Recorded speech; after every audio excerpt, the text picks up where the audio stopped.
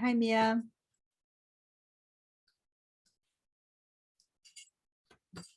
Mimi. Mimi, that's true. I said Mia. See, that's the thing. I read the name that's on the name. So do you know how to change your name again? Yes. You can rename that to Mimi. And then once I get to know you, I'll remember to call you Mimi. But at first I just look at what's in the oh, sorry guys. Let me stop my coughing.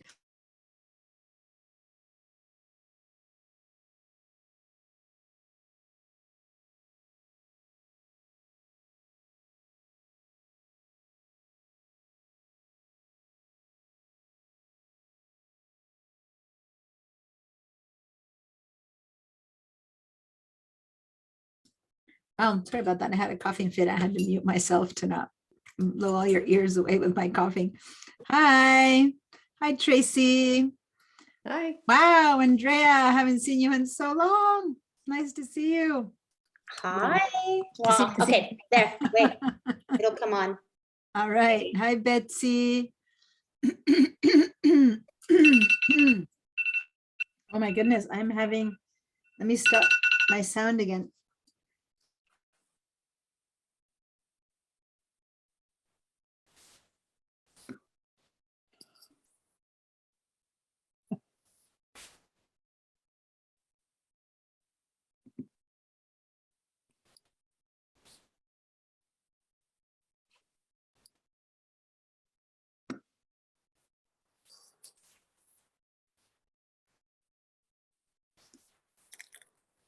Sorry about that. I don't know. I was just eating something. It must have gone down the wrong way. A little crumb is insisting on staying on the wrong side of my.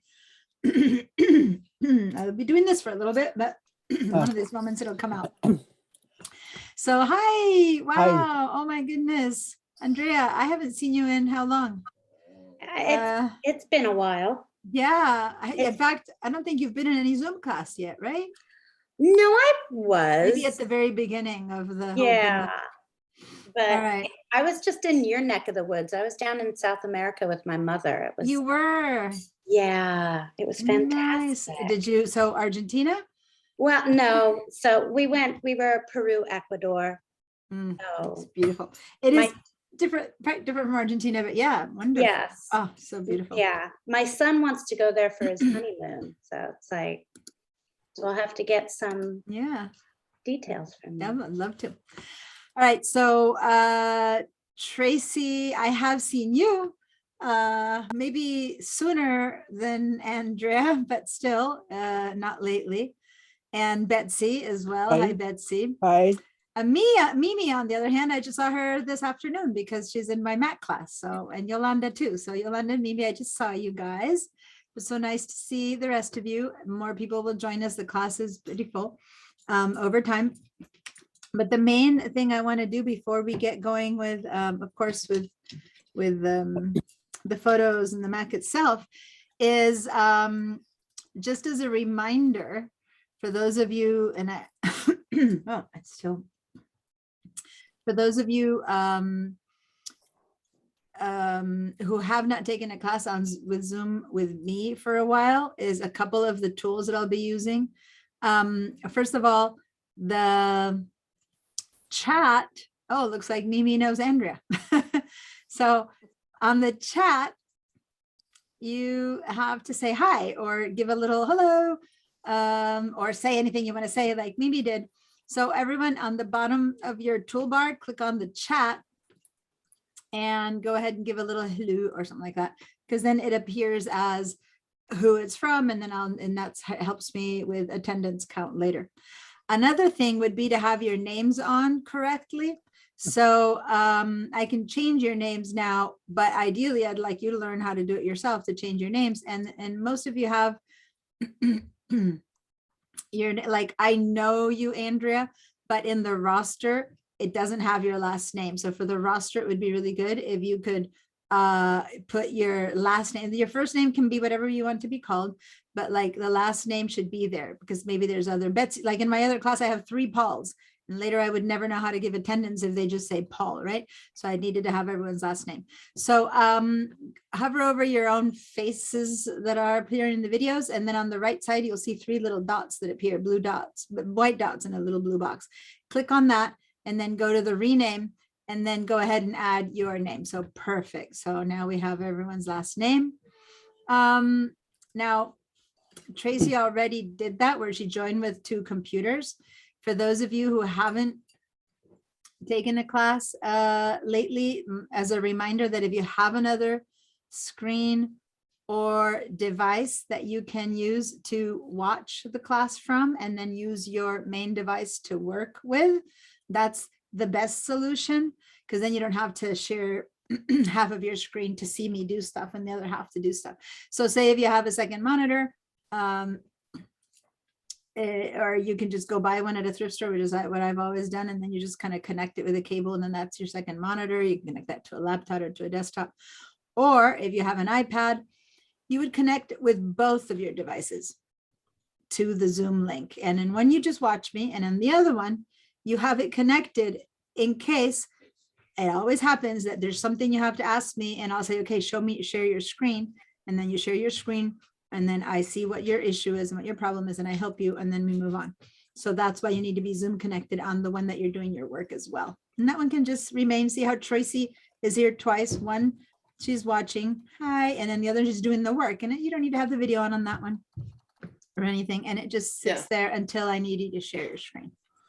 Now, if you don't have that set up and you only have one screen and that's it, then you need to be able to move the window of your Zoom kind of sideways to make space for it. So I'm going to share my screen right now to give you an idea of what it's going to look like. When I share my screen, the screen just kind of gets really big and for the most part tends to take over your whole desktop or a big portion of it. So start by hitting the escape key, and then you hit the escape key that disconnects from the corners if it was connected.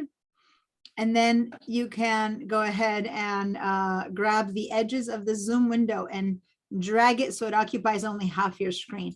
So that this is not my Zoom window, but an example would be that, like, if this were my Zoom window, like half of my screen would have my Zoom window and the other half would be available for me to open my own photos program. And then you'll see mine on one side and yours on the other side. And that's how we're gonna work, okay? So you need to make space to have what I'm showing you plus what you're gonna be working on. All right. So let me read. I see that Betsy, you wrote something. Okay. So Betsy, just so you know, if it's a personal question, like I'm sick or something like that, you're welcome to write directly to me. Betsy wrote me a question that is a class kind of question, a setup. So that one you can just write always to everyone. That way everyone knows what I'm responding to. But basically the question was, so I'm going to read it out loud. She's on a Mac Mini that doesn't have video, but you do have a screen on that Mac Mini, right? Right. I'm looking at the screen, right? Yeah. And then it says, and I do have a Mac laptop though, so maybe that would be better. So I don't think it's a matter of better or worse. I think what you should do is have both connected. And then on one, you watch me work, right? So whichever is the one that you want to see me on, and the one that you use for your photos should be the one that you should have the photos program open and work with the devices. And so then you put both in, connect, like check out, go to your email on both of the devices, click on the link on both devices, and then you'll be here twice, right? Okay, so to have both going at once, I mean, how do I connect? Do I just sign in on both then? Or? Yeah, so go to your email on the Mac laptop, click on the link, and it'll connect you again. And then see how you see Tracy Dornan there twice? You'll show up twice. I'll be 2 Betsy Kramers. And that's fine. And then on one, this one that doesn't have a video, that's fine. You can watch me on this one. It doesn't matter which you choose. It's just whichever one you use for your photos. Leave the one that you use for your photos to work on. And then the other one, set it so that you can just watch me. And the one that you use for your photos, if you need help, you can then share your screen, and you don't need to have a webcam to share your screen. The screen will share Right, itself, even if you don't have your video on. I figured for the photos, it would be better to have, that's what I meant by better to have the larger screen than the smaller one. It's a 27-inch monitor. Yeah, probably. As long as you have your iCloud connected and all your different, like whatever we do on one would be done on the other. We're going to talk a little bit about that, but Oh, okay. basically it all would get kind of replicated. So Okay, we'll figure out, I'll help you during the class to figure out how to make it work. So the one that you're most comfortable working with for your photos is the one that you should use for Okay. your photos. all right. Maybe you have a really bad screen on your Mac Mini, even though it's bigger, but your No. Mac laptop has a better screen and you want to work on that, so really it's your choice. I'll leave it to Okay. whatever you Okay. find is better. Well, most of my photos are on my iPhone, so. Yeah, well, that's why we're going to work on how to change it, how to work on your iPhone with photos, how to move great. them to your computer, et cetera, et cetera. Great. Great. And then, so Betsy, this is your first Zoom class with me as well, right? Yes. Yeah.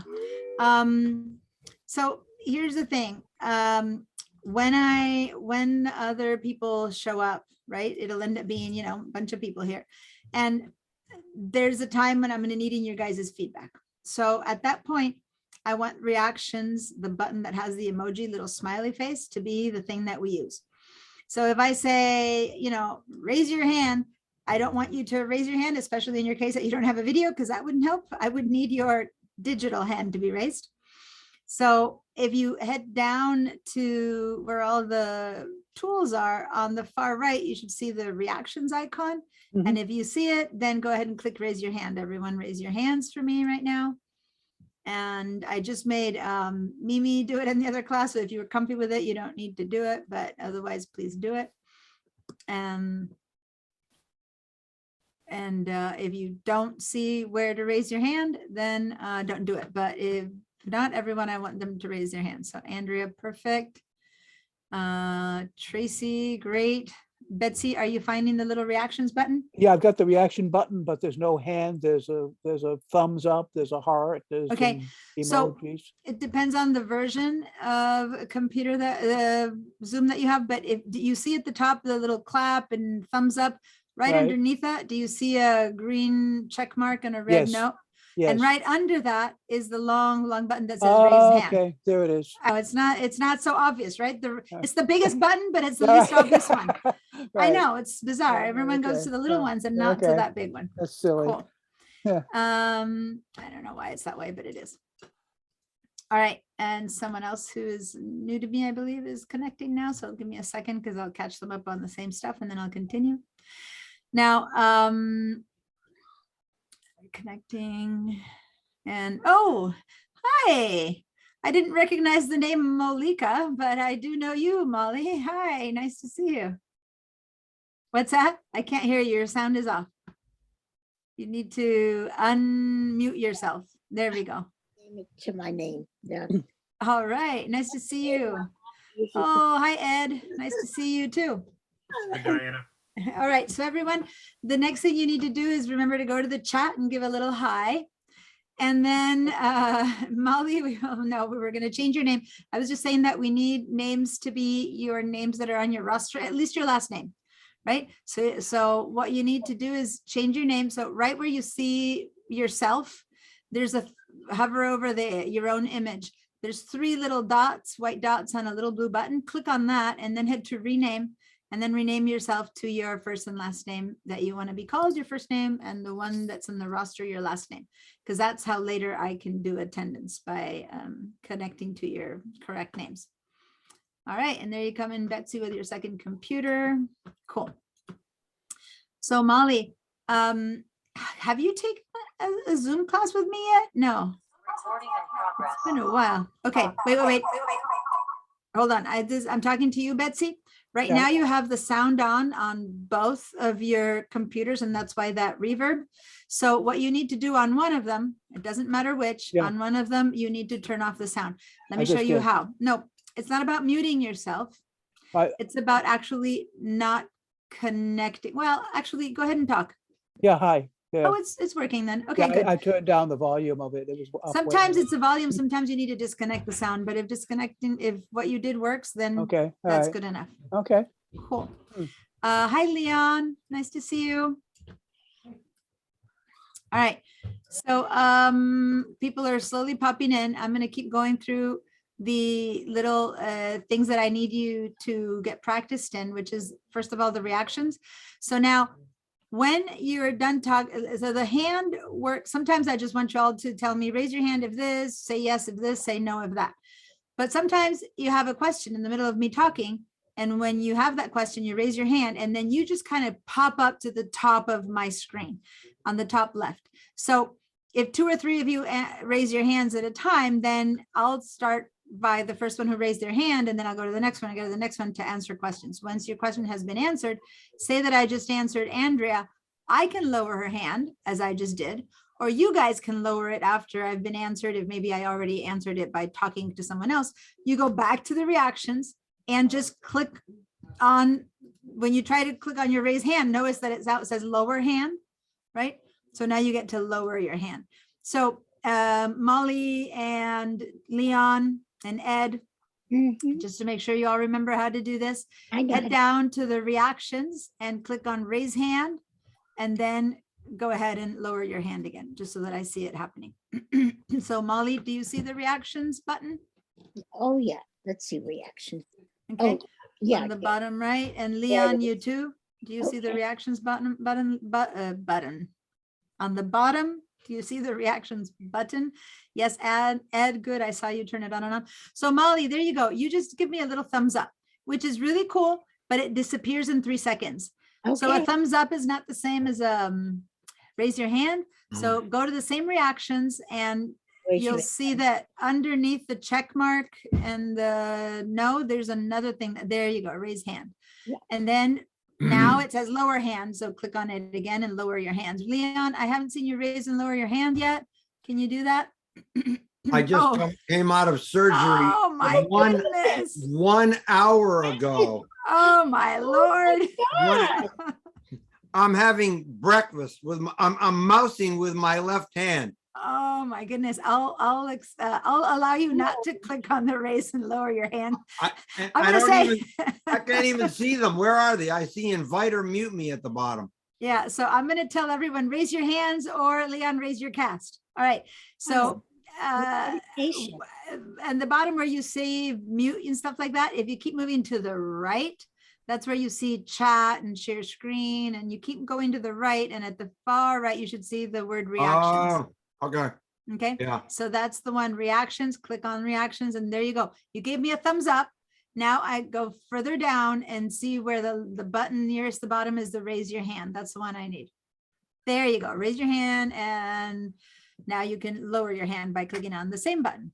Now, the reason I needed you to do that, raise and lower instead of thumbs up, is because the thumbs up, the hearts, the clapping, it's really fun to have you kind of laugh at my joke if you laugh, but it disappears in 3 seconds. So I need you guys to leave it on sometimes. And so the check mark as a yes and the X as a no also stay on. So everyone, if you understood that, give me a yes. Hi, Sarah. Mhm. Nice to see you. So everyone head down to the reactions and give me a yes if you heard that direction Mhm. and know how to do it. And it's in the same exact spot as the raise hand and lower hand, but it's the green check mark. That's the yes. Yes. And again, many times I'll be saying, show me, do you have this version? Do you have that version, or whatever I have? And then I want you to say yes or no. So go ahead and give me a yes if you haven't yet done so. So Sarah, do you need a hand finding them? On the bottom right of all your tools, it's a little smiley face that says reactions. That's where the little hands and yeses and nos are. Mhm. Hi, Catherine again. Some of you guys I just saw this morning, so I'm all like, oh, hello, good old. And other guys, others of you I have not seen in months or years. So it's a pretty nice little reunion here. I missed what the question was. So I need you to say yes if you remember where the yes is, So I need you to Oh, click on the oh. check mark. Yes, It's okay, just I do. a simple clicking on the green check mark, just Okay, testing the system out here. Yeah. Most of you guys have been, so the reactions button is on the bottom. And when you click on the reactions button, that's where you see the green and the red. And now everyone can look to turn off their yes. You can just click on yes again, click on the green one again, and it turns off. And the reason I want you to do that is to know sometimes people click on the yes and then they click on it again. And then I go, hey, you didn't answer. They go, yes, I did. Well, no, you clicked on it twice. That means you turn it on and then you turned it off. Okay, so try, click on it once, you'll see it turns on. Then click on it again, you'll see that it turns off. Okay, so don't click on it twice because then it'll look to me like you haven't answered. On the other hand, if you need to switch your choice and now you need to say no, then that's the red one and then you get a no. But again, to turn that one off, you need to click on the no again. Okay, so basically raise hand, lower hand, you click on, clean out, click off. You need to turn them off. The only ones that don't turn off on their own, sorry, the only ones that turn off on their own are the ones that disappear in 3 seconds, which is that top little row of yoo-hoo, party, you know, that kind of thing. So those are cute. Please use them, but I might not even see them if I'm in the middle of teaching, versus the ones that I do need you to click on when you are. All right. So that's the beginning part of the setup. We still have a few more minutes before everyone else shows up. Just for the people who haven't been with us in a while, I want to show you again. I just did this about 15 minutes ago, but if you just joined us, I'm going to share my screen because I want to make sure that you all are set up to move out of the way, so to say, of my screen. So I just shared my entire screen. And for some of you guys, that means that my screen is now filling your screen. And that won't work because you need space to work on your own stuff. So hit the escape key on your keyboard, which is the topmost leftmost key, ESC for escape. And that helps it become not full size. And now you can grab with your mouse the edges of that big Zoom screen and drag it to the middle so that you fill up only half of the screen, because the other half has to be available to open your own screen. Okay, so when we're done, you should be able to see half of your screen. Now, another thing that I need is you to turn off any of the many applications that you might have running. So we want to have running only the applications, the Zoom, and you'll see it's on because it has a little dot underneath it. You also want to be having the Finder is always on, just because the computer is running. That means the Finder is running. But if you have other dots anywhere else, I need you to do a little right click and then go and choose the word quit. And then that quit will close, and do that to all the programs. Now, this is also a test to see if your right click works for everyone, because we'll be using the right click. I am looking and seeing like 98% of you guys have been in my Zoom classes before. Yes. So that's good. I've been having a lot of new students on my Photoshop and new students in the morning class, but you guys are all, most of you are veterans here. So we'll be able to move pretty quickly into the material for the class. But if you have any questions about Zoom working or not working, if I say everyone say yes and you forgot where the yes was, don't just not answer, just ask me to help you find it again. Because right now that I'm sharing my screen, it might be that things look different enough that if I say, okay, everyone say no, go and see if you can still find it while I'm sharing my screen. Can you all go and click the little red no? Yes. Yes. Okay, so everyone go ahead and click your red no if you found it. Great. And that will mean that, yes, even when I'm sharing my screen, you're able to answer me. Hi, Carol. Nice to see you. Okay, so now I'm going to stop my share. Carol, do you remember where the little reactions are, the emoticons are? Okay, so go ahead and give me a little no, and then I'll see that. And remember, I don't remember your situation, but I was reminding people that if you do have two screens or like an iPad and a screen or stuff like that. So Carol, that's a thumbs up, and the thumbs ups disappear. So in the same spot that you just went to find the thumbs up, see if you have the check mark and the red X, and that would be yes and no. or the raise your hand and lower your hand for whenever you need to raise your lower hand. Okay, perfect. These three, check, red, and raise hand, stay put until I don't need them anymore. Okay. And then we can bring them down like I'm going to do right now. I'm going to just turn off all of your stuff. All right. So given that most of you guys are here, well, not most, some people are showing up. And I actually have 4 more minutes before everyone else shows up. So the next question was, if I open, well, that to turn off all your other applications that you have on your computer.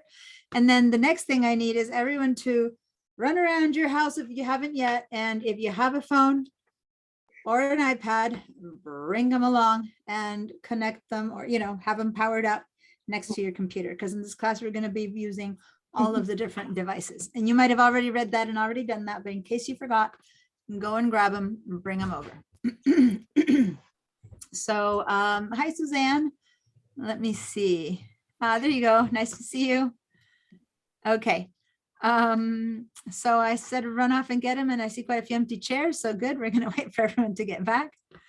So while we're waiting a few more minutes for everyone else to show up and for people to get back, are there any particular questions that you might have about what we're going to learn or do? I mean, I haven't really told you what we're going to do or learn yet, but is there any reason, some people sometimes are waiting for me to stop talking, and I'm giving you the opportunity to ask me if you're waiting for me to stop talking. No. Oh, yes, Suzanne. Hi, Suzanne. Yes. Hold on, Suzanne. Yeah. Hi, I am taking your photos and video class for the second time, maybe the third. I've just downloaded a whole bunch of home movies that I had digitized through a company, and I've downloaded them now, and I've got them on a hard drive. So I'm really hoping that the segments that you do on videos isn't just an hour and a half squeezed in at the very end, that we can play a little bit, at least over a couple of sessions, so we can practice. I'll do my best. It depends on the class. I usually kind of check in with the class, so this is a good time to explain what we will do and not do. It should never be an hour and a half. It should have been a whole class, but sometimes it has happened that way, that it ends up being like half of the last class. Ideally, it's all of last class, and depending on how it works, I get to have more than that.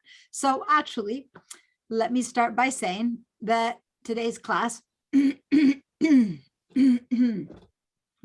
I swallowed something weird right before class started, and I'm still stuck in there.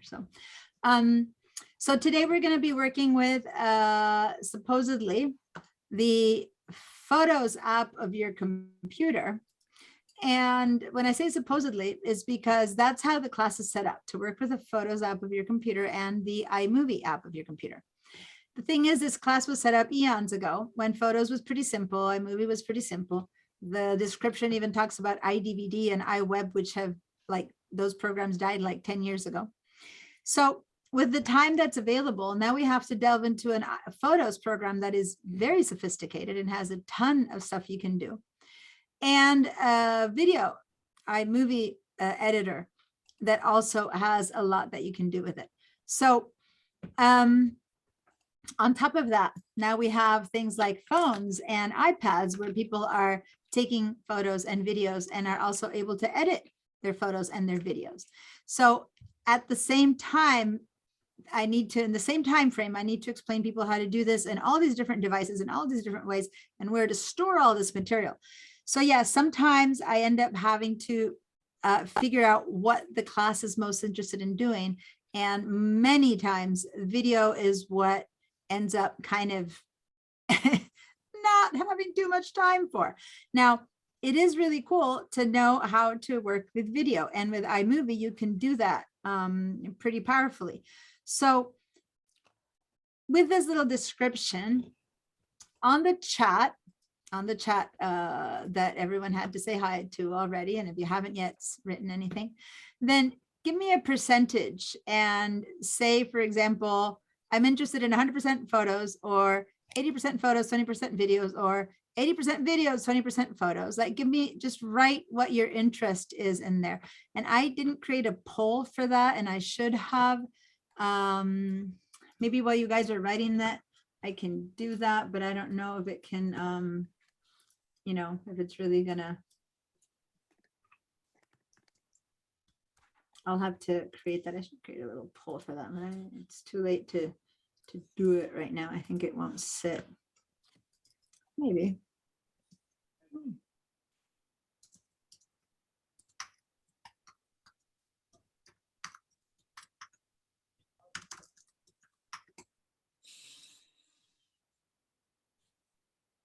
Um,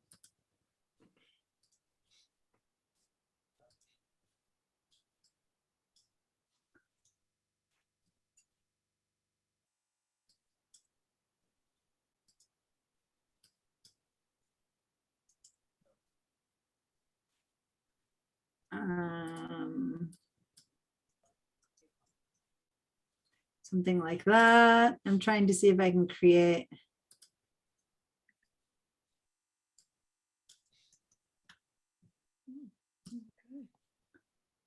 And I'm going to do the same thing.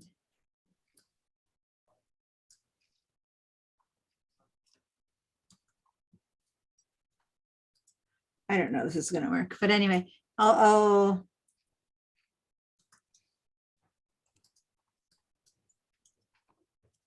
so maybe this is a good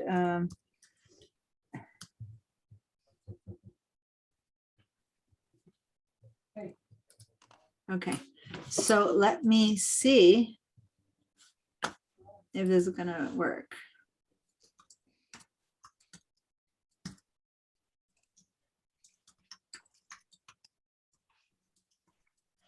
Not that you have a complete control over this, but I do like to know your preference percentage, and this might be easier. So let me see if the poll is available. Yeah, so there's a little poll that I just wrote. I'm going to launch it. Do you guys see a poll right now appearing on your screen? Yes. Okay, go ahead and answer to the best of your abilities, and then later I'll see if I can connect these together. And let's see, 7 people have answered, 8 people have answered. I don't know whose answer. It's totally anonymous. Okay, I just know that you are giving me answers, so I won't know who answered what, but I just want to have an idea so that I can fit it better. All right. So go ahead and answer that. 21 of you guys, except for many of you guys are in your second computer. So that means that quite a few have answered. Go ahead and answer. And if you don't see it and you don't know what I'm talking about, then let me know. But otherwise, hi, Alan. How are you doing? Hi. We're running a little poll here. So do you see the little poll that's up on your screen? Yes, I see it. Basically, the question is, I'm trying to figure out the interest. This class, I have a lot to cover, and I normally focus. So if you answered in the chat, go ahead and transfer your answer over to the video or photo. And I didn't give a choice for other. So for some of you said 60-40, which doesn't kind of apply to what I just said. So do your best, because I didn't have time to write a very specific poll, but do your best to kind of answer that here. And then later I will end the poll. So how much of the time spent do you want to be dealing with editing, organizing, and working with photos or with video? Now, what does that mean? Let me be a bit more specific, because maybe you want to change it. A lot of people take photos with their cameras separate from their phones. And a lot of people take photos basically just with their phones. Same with videos. So now on your yes, no, and raise your hands that we've done up until now, go ahead and give me a yes, so a green check mark, if you take photos exclusively with your phone, photos and videos, like your camera now is your phone. If so, give me a yes. And if not, if you take photos with other devices as well, then, well, if phone and iPad is a yes, right? But if you actually use a camera, you know, one of those things, little cameras, then give me a no. Now, that could be a big old camera with a ton of lenses, or it can be a little point and snap, whatever. But if you have photos that come from somewhere else or video that come from somewhere else, then give me a no. Okay. And the only one who's allowed not to answer is Leon, although he is answering anyway, but he has a cast on his hand. So if you don't answer, I'll get it. But everyone else has to answer a yes or a no. Okay. Mine isn't showing up. My yes isn't showing up. Yeah, Betsy, I see it. It says Oh, yes. it's not on my screen. Okay. Oh, well, you have two screens, right? So your Right, yes right. is showing up on your blank screen, the one that doesn't have your video on it. No, it isn't. I'm seeing yes on the Betsy Kramer that has no video. So that's an answer. Sometimes your Oh, yeses, okay. Oh, I see. Okay. because it's a different, the one that you're using versus the Right, ones that right, you're right, answering right, right, on. right, right. But that's fine. I noticed that it's on one or the other. So like Tracy is looking at me on one, but the other one has the yes or the no or the Oh, whatever, funny, same huh. thing. Okay. Actually, Tracy, where is your second one? There it is. There's your second one. All right. Okay. So I'm going to go ahead, and if everyone who is here has answered the poll, I'm seeing 16 of you guys answered the poll. Okay. So here's the thing. With photos and videos that you take on your iPad or your iPhone, you can handle them through the Photos app on your iPad, on your phone, or on your computer pretty much simultaneously. So like if you edit a photo on your phone, it appears edited on your computer. If you edit it on your computer, it appears edited on your iPad, and so on and so forth, as long as you're connected to the iCloud, the photos on the cloud. And we're going to talk about that. So that's something that maybe at the end, maybe 90% of you guys think that's the perfect world and you do it that way. But then there's the 10% who are like, no, I don't want it to be that way. I want it to be different. So I'm going to be showing you different options of how you work with things. But in particular, those of you who answered no, because you actually do take photos on some other device. Oh, hi, Vera. I hadn't said hi to you yet. I saw you come in, but I hadn't said hi. Those of you who said no, that means you take photos on a device that's separate, that you need to bring the photos into your computer in order to edit them. Then those of you will be mainly using the computer as the photo editor. Okay. Now I'm going to do my best to show you everything on the computer and on the phone, but I do not have an iPad to demo. So anyone who's got their iPads, it'll be very similar to what the phone is showing, although the iPad can do more than the phone and less than the computer. So it's somewhere in between. And at some point, maybe if you have a specific question, I can ask you to share your screen on your iPad so that I can help you. But I don't have a demo for an iPad, but I do, and I will be demoing things on the computer and on the phone. Okay.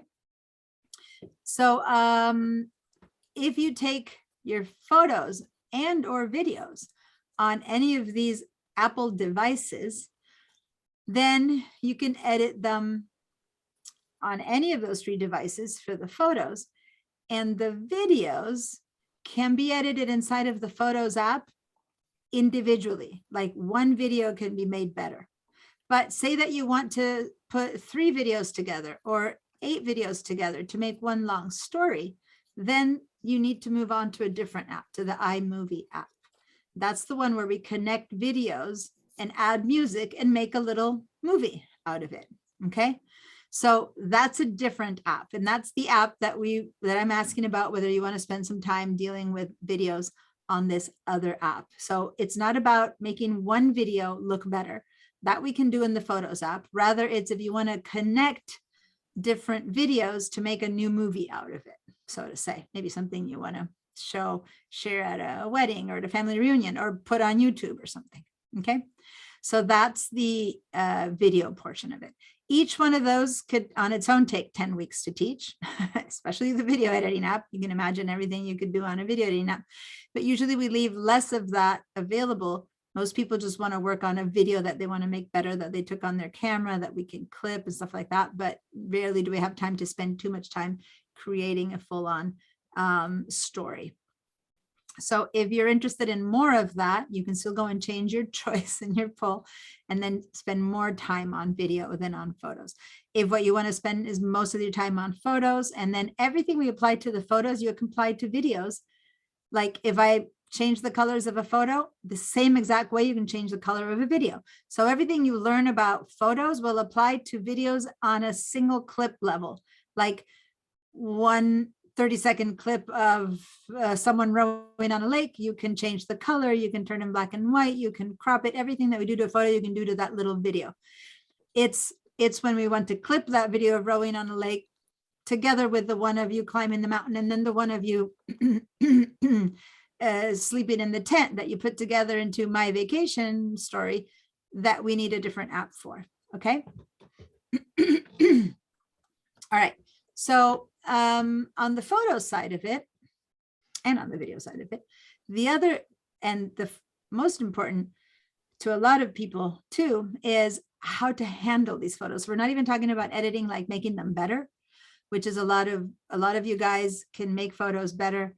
And you've taken classes with me like Photoshop or Lightroom, where you go really in depth to make a photo be succulent and wonderful. And you just, this is just more like, hey, I have this photo and my face is too dark, but I really love it. How do I fix it? Well, the Photos app has incredibly good tools, very, very high level tools to do a lot of work, short of exchanging one head from another so you got three people smiling. You can't do that in here. You have to do that in Photoshop. But you can still make pretty bad looking photos look really good, and save things that you thought were unsavable.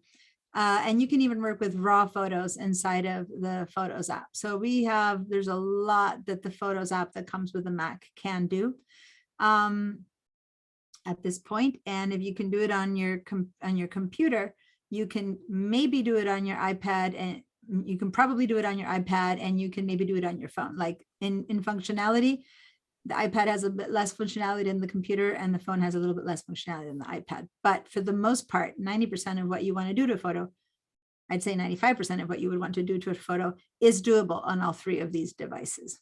Okay. So that's as far as editing. The part that confuses a lot of people and that we end up taking a lot of time on is actually on organization. How many of you guys have thousands upon thousands upon thousands of photos in your phone or on your computer? Let me actually now clear your feedback and give me a yes, or you can give me a little desperate face in the video, like that, and I can see if what you have is thousands upon thousands of photos that you have no idea how to handle at this point. And God, I wish it were easier. And how can I find something that I shot, 5 years ago that I really liked, but I don't know where it is, and that kind of stuff. Yeah, I'm seeing a lot of yeses. So yeah, thank you, Yolanda, for the little face. That's the perfect face to give me. I'm sure a lot of you guys feel that way about photo organization. Like, where do these things end up? When I take a picture, how do I send them to someone? How do I send to someone 5 of these? How do I send someone a video? Hey, I tried to send these to someone, they couldn't receive them. That kind of stuff. How do you share them? How do you receive things that you receive? What do you do with the things that you receive? Where do you put them? If you want to put them in your Photos app or not? They're all over my computer. Should they be all over my computer? Should they be in one place? So that's a big chunk of what we start the conversation. So the next few days, in fact, of meeting, we'll be dealing with all of that stuff. I find sometimes that people really want to get into, I find it really fun to edit photos. So I might intersperse the organizational part with editing, just to get a little bit of the fun stuff together with the necessary stuff done. But I'm going to have you guys do stuff in between during the week. I'll be telling you, do this, do that, do that. And my request is that you try to do your best to practice and to do the things that I'm asking you to do. That way, ignore the request to unmute. That was a mistake. I was trying to clear your feedback. Because the more you do, the more questions you'll have, and you have 10 weeks of me. This is a long class to do stuff, to get it right, to get it wrong, and to ask me again and to try again until you figure out how to do it right. So do that stuff during the week and then show me when I say, okay, did anyone work on such and such, or so on and so forth? Show me those examples. So last thing before we launch the applications is the following. I assume and hope, I've taught this class online a few times, and the way it works best is you all work on your own photos. Okay. Every other class I teach, and this computer is different. Everyone works on the same stuff that I give everyone. Like in my Photoshop class, everyone works on my images, and everyone then. Yes, I can tell. But for this class, a big part of this class is organizing your stuff and creating, structures for your images and stuff. And that'll be individual to your needs. And when I did try to send my photos to everyone to download and work with, it became a mess because then people had their own photos and mine and da, da, da. So now, unless you have no photos, so it's possible that you don't have any photos available, that you don't know, that you can't work on anything, let me know. I can give you a set of photos to work with.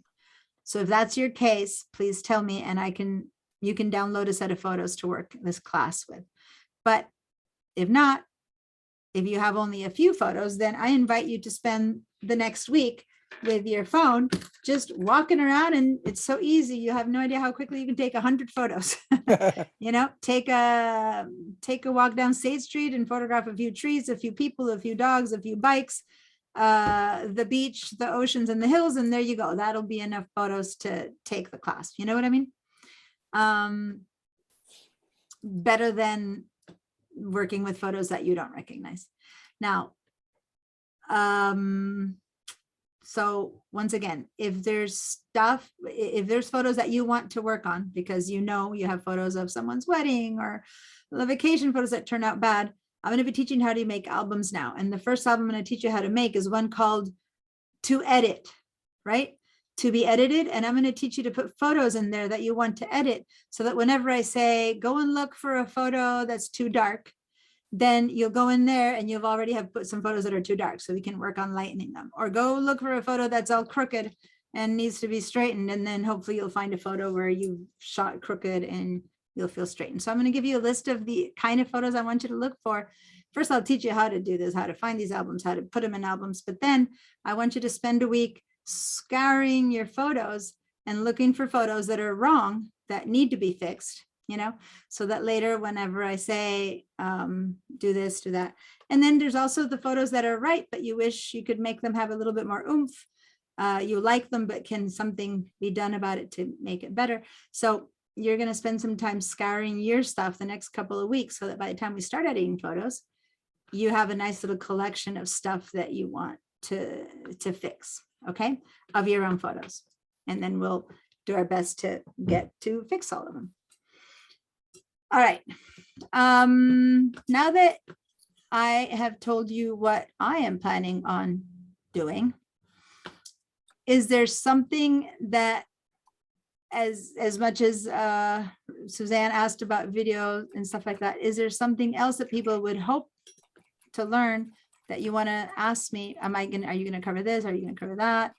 Or any question you have about everything I just said? Good time to ask. No, but I have another question. Okay, what's up? When I went into the Zoom, down here says new, introducing Zoom apps, discover and add apps to enhance your Zoom experience. No idea. Okay. No idea what it is. So for now, ignore it. Yeah, I'll have to look into that. Is Zoom adding apps to itself? It's going to become more complicated to equalize everyone. I don't know about that. So ignore it for now. Catherine, your hand is up. Yes. Oh, geez. Yeah, Sorry. you need to, it's okay. One of your two computers need to have this hand off, but it's not actually too bad. So go There ahead. we and go. talk. No, I got the volume down. No, it's just that it's not about volume, Catherine. It's not about volume. You need to, one of your two computers, you need to go to the mute button and click on the little arrow that's next to the mute button. And then a little thing comes up, and the second choice up is the leave computer audio. So on one of the two, you need to leave computer audio. And then you'll have sound from the other one. Okay, but now you need to unmute. Wait, I can't hear you. So now you need to unmute the one that's left. Sorry. There you go. Wonderful. Perfect. Thank you. All right. So my question is, what was my question? I just lost it.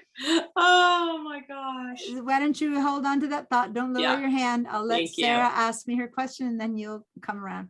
Sarah, what's your question? Yeah, will you be covering things like making photo collages, more than just one photo? No, it's a good point. No, not with the Photos app. You can't make photo collages. There are definitely Photoshop, that kind of stuff I would, but in this program, no. But there are some apps associated to this program that I can do some research and show you. But for the most part, this one will be just straight individual photos. Yeah. Photos. Okay, all right, thanks. Good question. All right, Andrea. My question is, so if you create a movie too long, are you going to teach us how to get it onto like Instagram or the HGTV if you want, because it can only be so big. I always struggle with that. Yeah, so if we have longer time to deal with videos than shorter time, I will get around to showing you how to export the files. Yeah. But I have usually run out of time, but if you remind me and make a point that that's what you want, if you and Suzanne remind me towards, the midway of the class, remind me to scrunch things up to leave more time for videos, I will get to that. Yeah. All right. Catherine, did you remember? Yeah, I did. So I'm wondering if we're going to cover like multiple, like I'll have multiple shots that I haven't called. Will we talk about an efficient way to deal with those 7 shots, and I didn't delete them at the time? And Well, yeah, we'll be talking about organizing, cataloging, and stuff like that. So when you come upon 7 of the same kind, how to handle dealing with them at once or doing editing. I'll show you best practices to how to choose and cull, but in the end, there isn't an automatic way to tell you which is the best photo. It's still your eyes. So you really need to look through one by one and then just get rid of the ones you don't want, right? Because no one knows better than you if the important person has a smile or doesn't have a smile. But once you dub that big culling, then there is a way to edit one. And if it's in the same situation, in the same place, the same everything, then move the same editing process from one into the other 3 that you kept from that batch or something like that. So yeah, so halfway, yes or no. There isn't any automatic way of culling because it's your eyes, right? So a lot of times I find sometimes that when I've gone a few months without culling, then suddenly it's like, oh, now it's going to take me 8 hours instead of just 20 minutes, right? And those 8 hours have to be spent. But other than that, how to categorize them amongst, best, not so good, worst, trash. Yeah, that kind of organizational stuff, I will be teaching you that. Is that good enough of an answer or cool? All right, Betsy. I was wondering if you have any recommended YouTube videos or books on photos and management. No, I haven't checked no, I haven't checked any lately, actually, but I was about to check in on the latest versions. One thing that you guys have for free here is access to LinkedIn Learning. LinkedIn Learning, I'll show you how to access it when I show you how to get to the handouts. And it's a bunch of tutorials, really, really good level tutorials. And there's some good stuff there about how to handle the photos, the Mac Photos app. So I can point you to those. Now, I haven't watched any of those for the last few years, so I can't say this instructor is better than that. But if the same instructors are putting stuff out than before, I could probably point you to the good ones. Yeah. Great, thank you. You're welcome. All right, I'm not seeing any more hands. So if someone doesn't remember how to raise your hands but has a question, now's your time to speak up. No. All right. Okay, going once, going twice in case you're trying to unmute yourself. Sometimes I say, okay, I'll start and then someone finally managed to mute themselves and starts talking. No. All right, good. I'm going to end the poll so that I have the answers there, and then I'll look at that later and see how I organize class. Okay.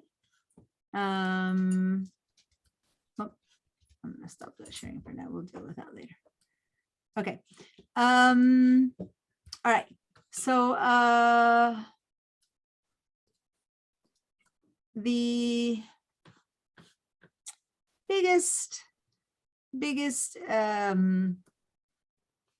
thing that comes up with respect to your devices and your photos and where they are and how to handle them has to do at first with understanding the Apple iCloud. So we're going to work a little bit with that conversation before we can move forward with anything else. Let me explain, and I have long story. I'm changing my computer. Hold on. I'm looking for something in particular.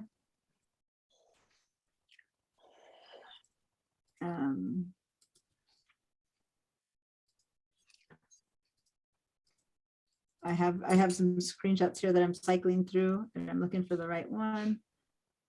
Okay. So this isn't a very great photo, but it shows you.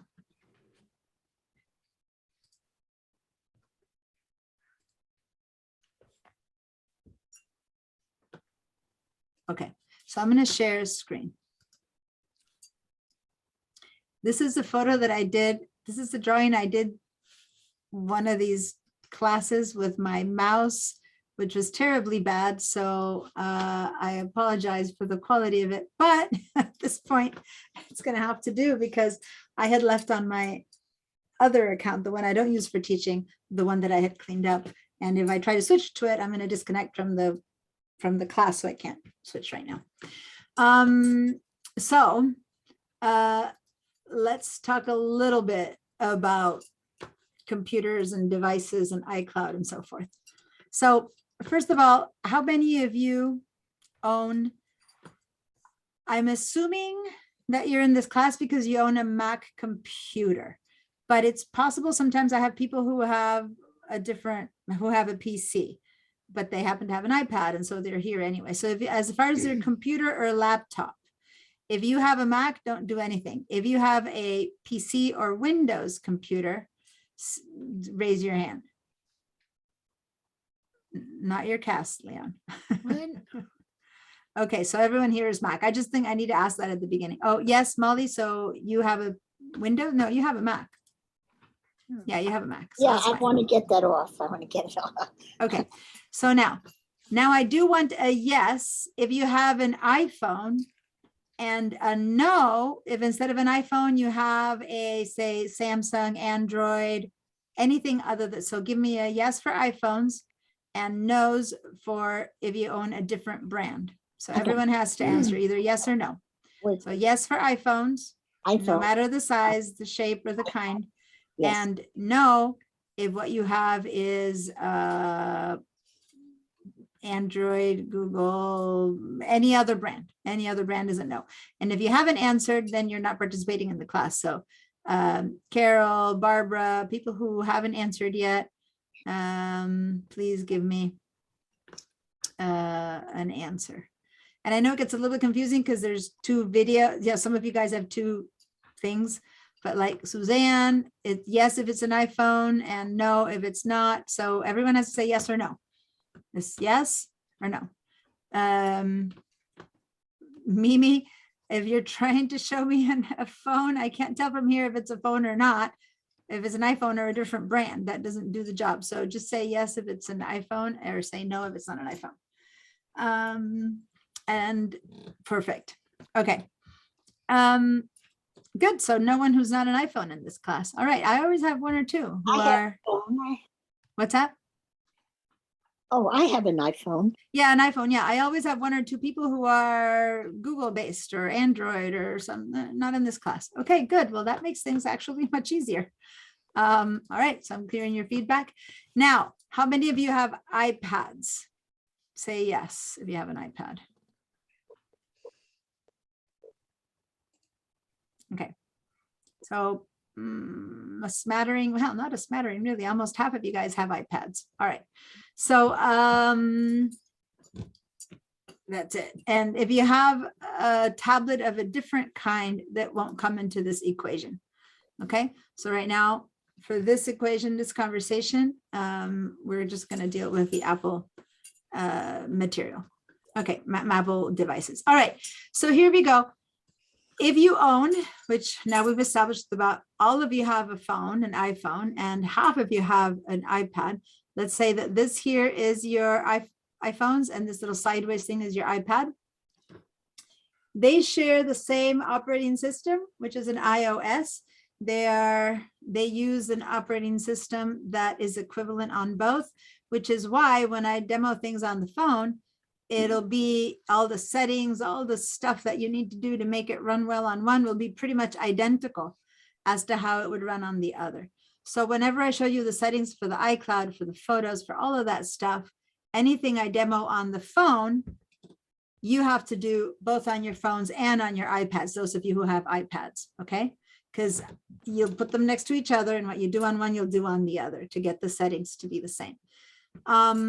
Those of you who have either laptops or desktops, they have an operating system, which usually is the same. It could be that you have an older one or a newer one, but for the most part, the settings, which is what I'm talking about on both, are going to show up the same way. So these settings are going to look different than these settings. But my goal, the goal is to have the same things turned on here as here, or the certain things same things turned off here as you have here. That way, your systems are speaking the same language. Does that make sense? Now, we all know about the computers and the handhelds, but the one place that people kind of seem to forget is truly important now in the world of Mac. And some of you have taken my Mac classes and you've heard a lot about this.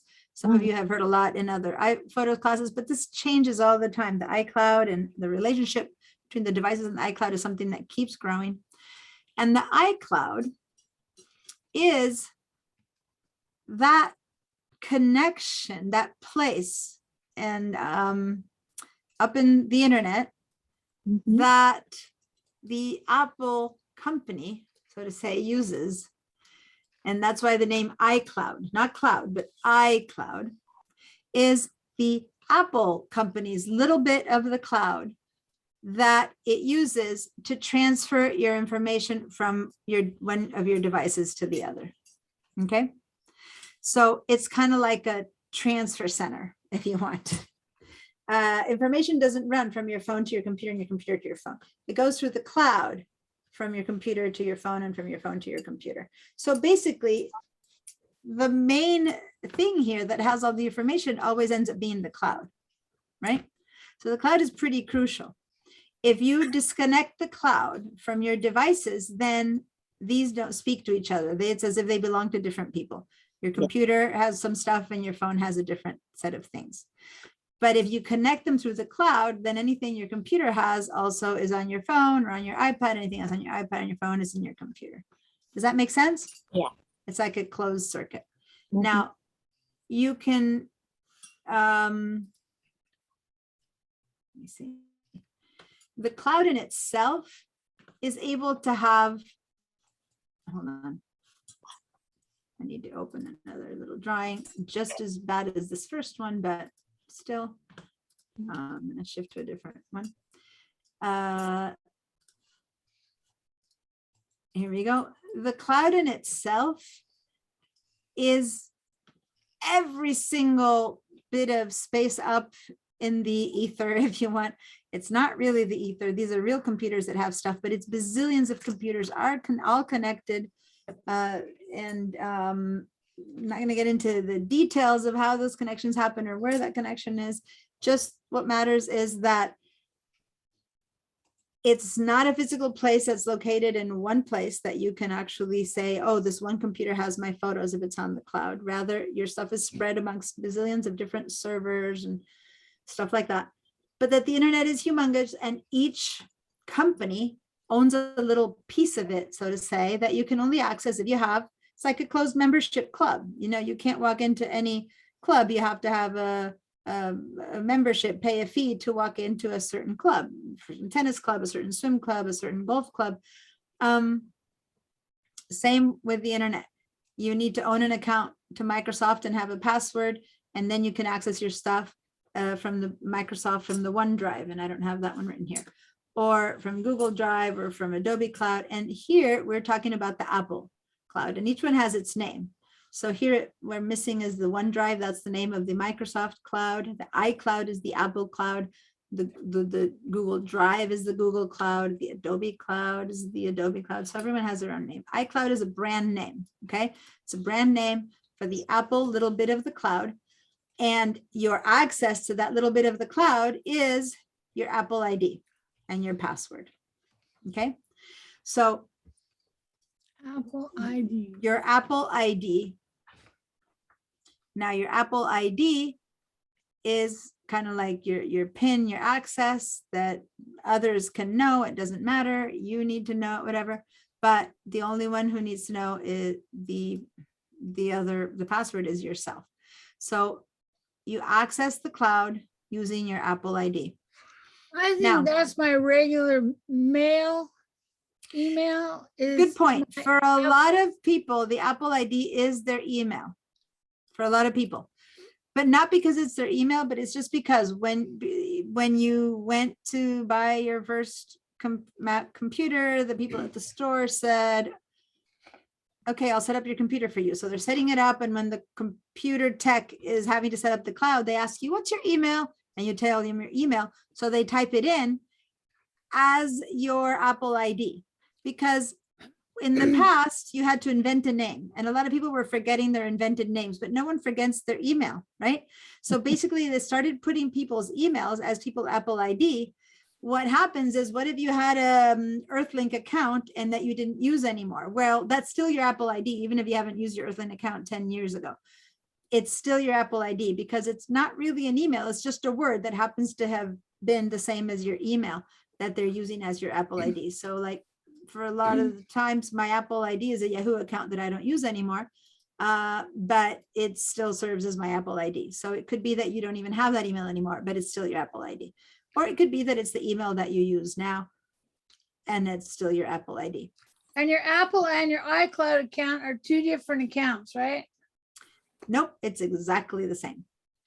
Your Okay, how do you Apple- find out what your password is? Okay, so hold on. Okay, I'll get there. I have handouts on how to get your passwords if you lost it. I'll point you to all these things. But the important thing is Apple is the company, right? It's the company that owns, all of this stuff. And the iCloud is the little bit of the cloud that Apple uses to give you access to put all your stuff in the internet. Okay, so Apple is just the company name that makes all these devices that we're using. That's all it means. The Apple ID, which now they're beginning to sometimes call the cloud ID or just your ID. It has different names, but it's basically your access. It's your account name. Okay. Like when you get a bill from the gas company or from the electric company, it says account number. That's your account number is your Apple ID. It's your account letters to get into unlock your account. Right. So that's really all that is. Now, to be able to get in there, to make sure you are you, they ask you to type in a password, and that's the access to the cloud where your stuff is hiding. So I'm going to show you now how to find out what your Apple ID is, and then I'll show you a handout where if you need to recover your password because you don't know it, then you can follow the steps in that handout. So let me go back to this for a minute. So now, as you can see up here, the iCloud that I have in this photo is just that little bit of the cloud. It's iCloud that holds your stuff.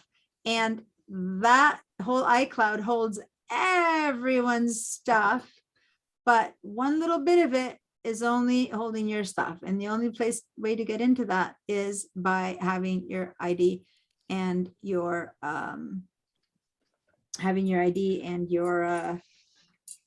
password. So let me show you now. I'm going to stop that share, and I'm reading. I have an Apple ID. When I reset my new computer, I put that on a separate additional iCloud account. Bad, very badly done. And whoever told you to do that, if they did tell you to do that at the store, they should have known better. You should never, ever have more than one Apple ID.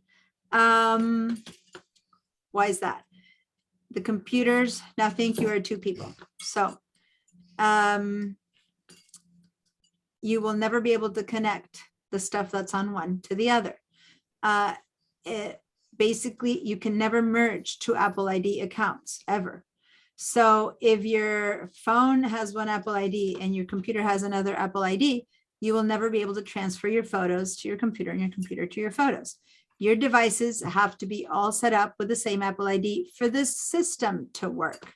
Now, if you don't care about the system to work and you don't care about your photos that you take to go to your computer, then that's fine. You can also plug in your phone into your computer with a cable and bring down the photos by hand and import them by hand, and then you have them there, okay? But the whole process of, if you don't like a photo here, you delete it, it gets deleted from there, won't be happening, because they'll be considered as if, you know, Sam is in one and Mark is in another, right? And basically, sorry, That's screen sharing. What's up? You're not screen sharing. Yeah, I stopped my sharing. I'm gonna share a different thing now. I'm gonna share my phone, and I'm gonna show you how to find out what your Apple ID is on your phone. Then I'm gonna share my computer, show you how to find out your Apple ID on your computer. And this is the moment to discover whether your devices are set up with the same Apple ID, which Catherine already said they're not for her, and she knows that. Now we might find out some other people for whom it's not set up that way. And then you need to make a choice. I'll explain all the good and the bad of the cloud, and then you need to make a choice if you want to set them up differently or not, and why. Catherine, you're also in my Mac class, and I'm going to be speaking a lot more about it there too, because this is way beyond just photos. It's for your entire system that it works this way. So I'm going to share my phone, and hold on. I didn't have it. Sorry, hold on. I've changed my system and I need to say, okay. Okay, come on. Let me do it again. I'm using a different setup for this one, and it's needing me to change my system preferences.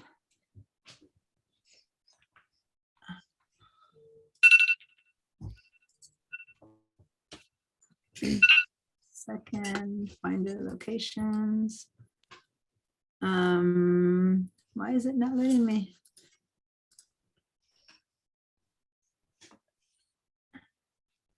Hold on.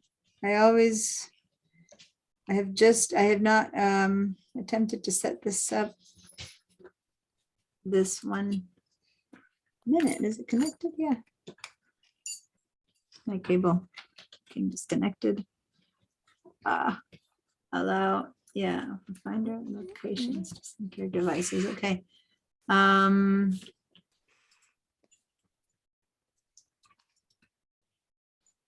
Something in this new operating system is asking me to give it a yes.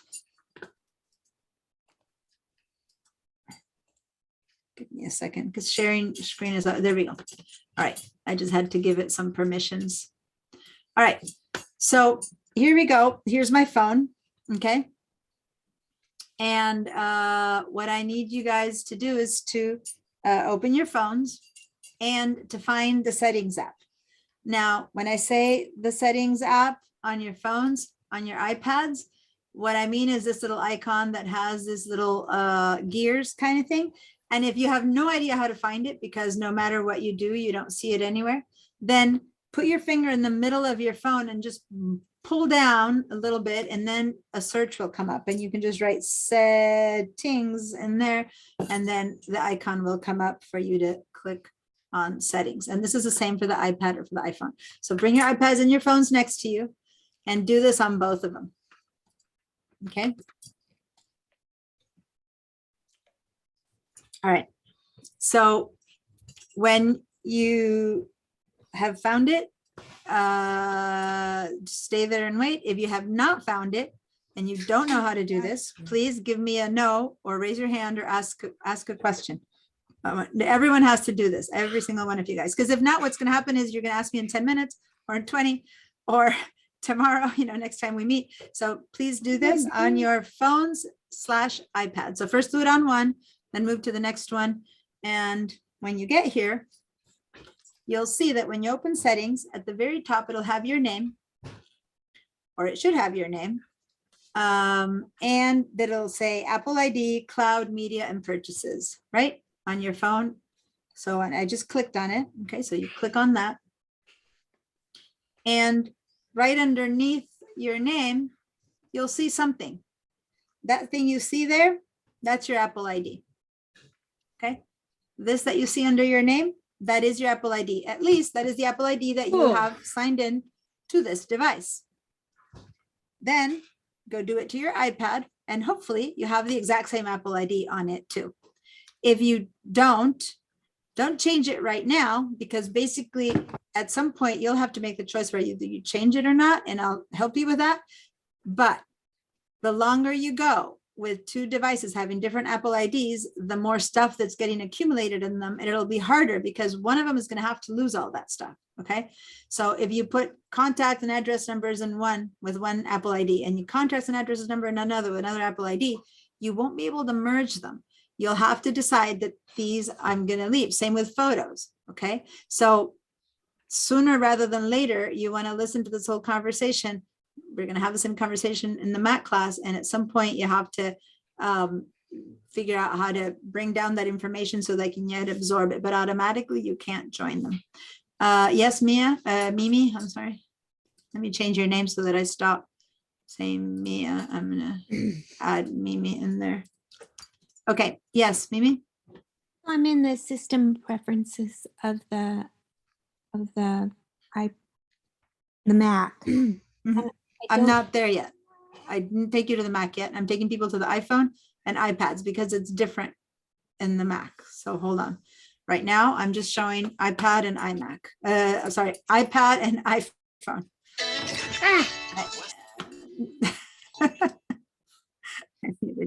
Okay, so let me swipe to unlock. So everyone found their Apple IDs. How many of you guys have the same? Not the same. I'm hoping everyone has the same. But if you had two devices, did you find that you had? Did you find you had two different ones? So Catherine, on your do you have iPad and iPhone? You have both, and right now the same Apple ID is shared by them. Okay, good. Anyone else who showed up with two different Apple IDs for any chance? No. Okay, so that's good. Now, when we talk about this a bit further, so I'm scrolling down now here. So here's where my Apple ID. I'm going to click on my Apple ID. I'm sorry. And then I'm going to go down a little bit. And down here, you'll see the iCloud. You see the iCloud. Do you see my mouse pointing? Oh, sorry. Do you see my mouse pointing here to the iCloud? Okay. So that iCloud there is the iCloud that we're talking about. And that number there is however much space you have up in that cloud. So for free, you get 5 gigabytes. Okay. For free, the 5 gigabytes that come with just setting up an account, and everyone who sets up an account gets 5 gigabytes for free. That's usually more than enough for the cloud to send things from one phone to the other, from one phone to another device for, say, contact numbers, your emails, your messages, your text, that kind of stuff operates with those 5 gigabytes. But the moment you start having photographs, at some point in your life, your phone told you suddenly the phone is too full or your iCloud is too full. You know, you probably all heard that message of you've got too much stuff. And they prompted you to pay for more space. Now, you might have paid or not. If you didn't pay, you still have 5 gigabytes there.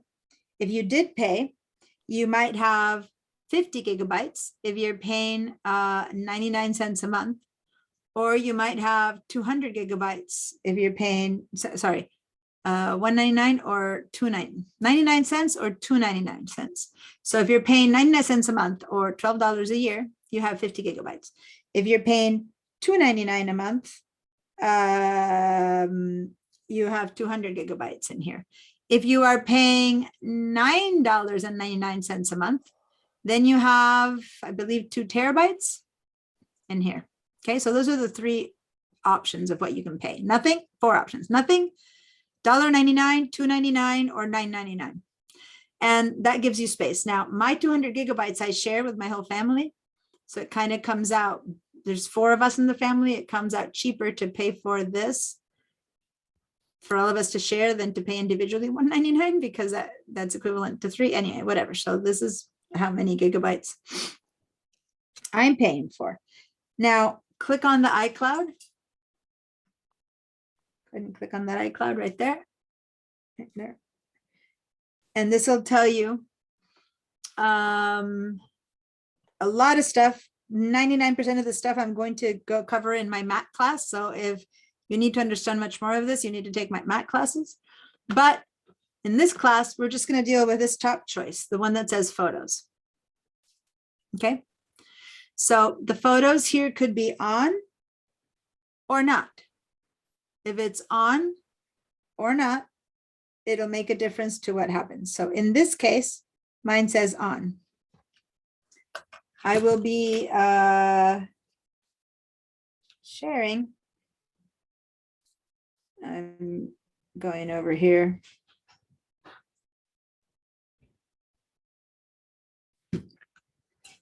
To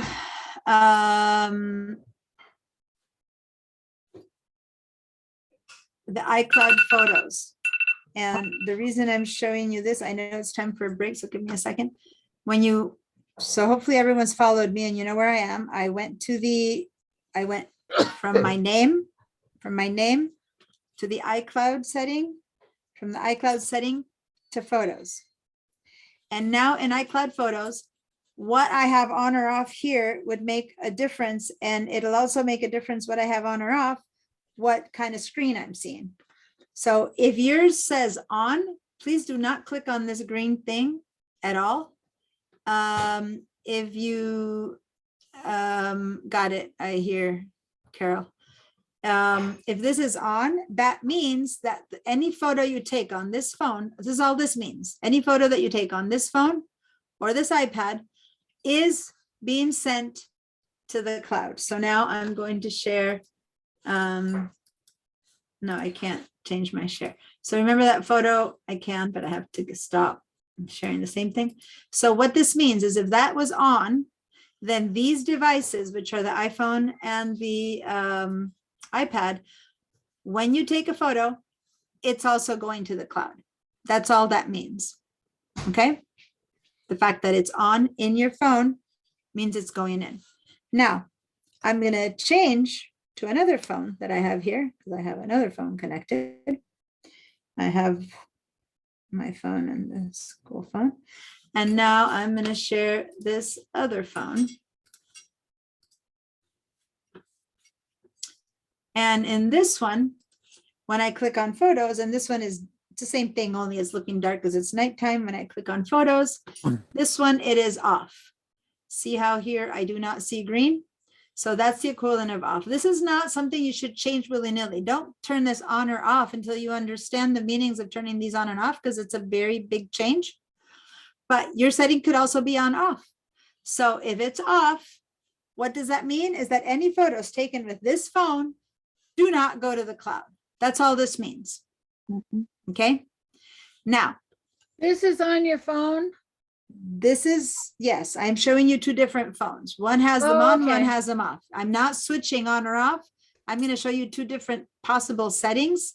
And some of you guys will have it on, some of you guys have it off. So now, those of you who found your settings on your phone on, go ahead and give me a yes. Those of you who found the settings on your phone off, this means off, say no, give me a no. Okay. I expect most of you to have it on by default, but some of you might have not or might have turned it off. So Turned it off. if you do not know, do not turn it off now, on or off, but after you understand everything that's happening, you can make choices, but it'll make it has many implications to turn this on or off. Right now, it's a fact-finding mission. Are you on or are you off kind of thing? Okay. So if you have no idea where to find this or what I'm talking about, this is a good time to ask. Other than that, I need you to answer. So let me see who's not answering yet. I think you all answered. Good, you all answered except for, yeah, that's fine. Carol's on there's an emergency situation happening to her neighbor, so she's not here. Betsy, you answered in the bottom. There you go. Okay, good. So everyone's answered. So basically there's 1, 2, 3, 4 of you who have it off. The rest of you have it on. Okay. Now I'm going to make the assumption that your iPad, those of you who have an iPad, it's also at the same setting, and that's an assumption, but it might be wrong. So now verbally, because there's no other way you can choose verbally, if your iPad is different than your iPhone, just tell me my iPad is on and my phone is off or something like that. I don't know, my iPad's in another room.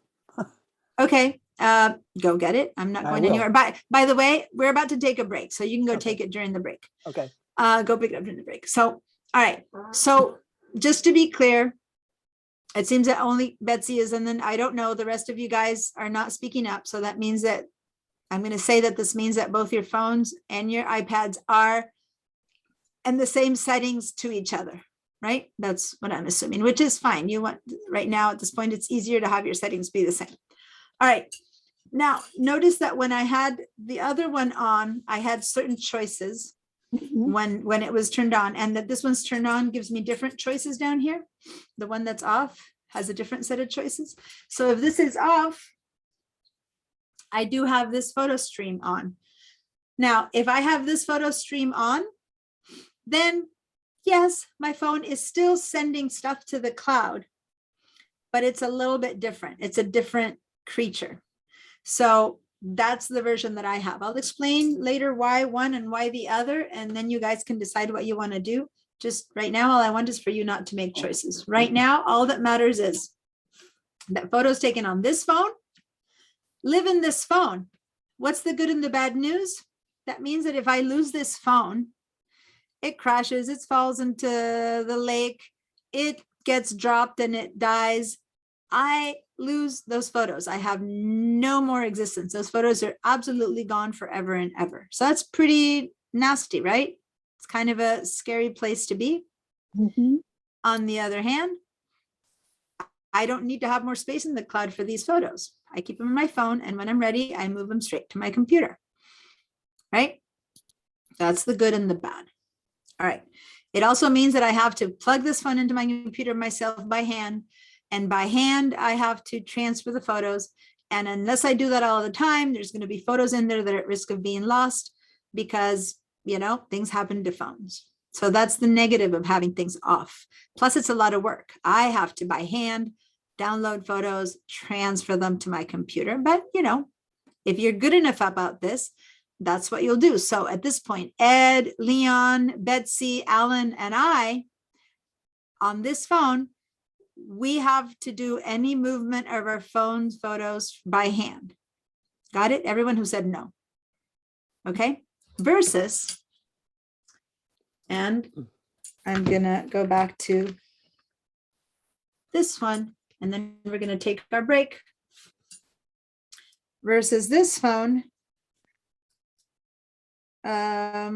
where, hold on. Versus in this one where the photos are on and this is on, which is everyone who said yes. then my photos that I take are automatically uploaded into the cloud. I don't want that. What's up? I was just saying, I have it clicked on, but I don't want that. Well, don't turn it off yet. Don't No. turn it off yet. Please, you need to figure out when and where. The Okay. other advantage to this is that if you have this checked, this optimizes the forward storage, meaning that you keep only small versions of these photos in your phone, enough for you to see them and for like to share them on social media, to share them with people. But the bulk of your photos go and store themselves up on the cloud. So your phone is always light and empty and you can have tons of photos and it never fills up. All right. Now, there's a reason to want it and a reason to not want it, Molly. I just don't want you to make choices right now because this is, I assure you, 90% easier than the other version. And this is the one that ensures that you don't lose your photos, because if this phone falls down, crashes, gets forgotten in a taxi under a pillow, gets set upon, my photos are safe. Why? Because the photos are up in the cloud. So this is a really good setting for a lot of people. Okay, I don't want people to automatically say yes or no to either one until they hear all the pros and cons. Now, this is only between your phone and the cloud. We haven't yet talked about the computer. We're going to do that after the break. Okay, so now, is there any burning question before we take a break about this situation with respect to the phone and the iPad and the cloud? Neither is a good or wrong setting. They're just different. And I'm just trying to make sure everyone is aware. Okay, so I'm going to stop my share. Let's take a break. Let me see, it's 6:03. That's my reminder to give you guys a break. So let's be back in 15 minutes. So we'll be back at 6:18 p.m. Ah, that doesn't say PM, but you get the point. 6:18 bracket M. And Betsy, go find your iPad. Everyone else who still has to find their iPads or their phones or whatever, bring them over. And I will see you guys in 15 minutes. Okay. I'm going to mute you all so you can, I'm going to mute you all so you can make all the noise you want during break.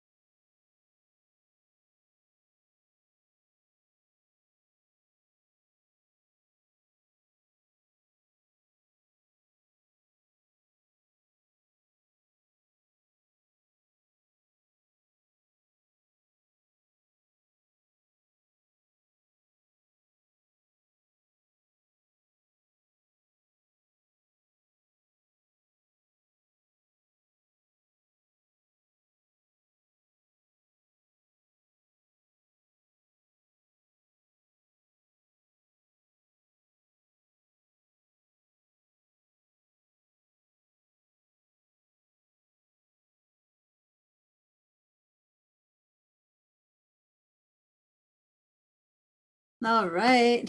Hello, hello. Hi there. Are we back? Is everyone back? Y'all collected your equipment. I like your sweater. Thank you. It's a poncho. It's like Oh, is it? a blanket. Whenever I I'm love cold, I have it right next to me and I just Security blankets. throw it on top of everything. Yeah, it's like, oh, I am cold today. I've been cold all Oh, day. I've but- been freezing. All right. So, all right. I'm looking at the yeses and nos. That had to do with, yeah, the people who had the photos on or off. All right, cool. Oh, good, Carol, you're back. Good. So I think you had managed to say whether, I think you're on for yes. That was whether you have your photos, iCloud photos turned on in your phone. All right. So right now what we've established is that you know whether your phone is sending your photos to the cloud from your phones and your iPads. That's all we've established, right? Now, what we're going to do instead is we're going to look at the computers. Now, I'm going to share my computer screen. And on the screen, you can either on your dock, if you find the same little icon that looks exactly the same as on the phone, but it's called System Preferences instead. Or another option would be to go to the little Apple icon on the top and have System Preferences from there. What I want us to do now is to open the System Preferences. And now I'm going to share just that little window so that it's easier for everyone to see. So I'm just opening the computer System Preferences.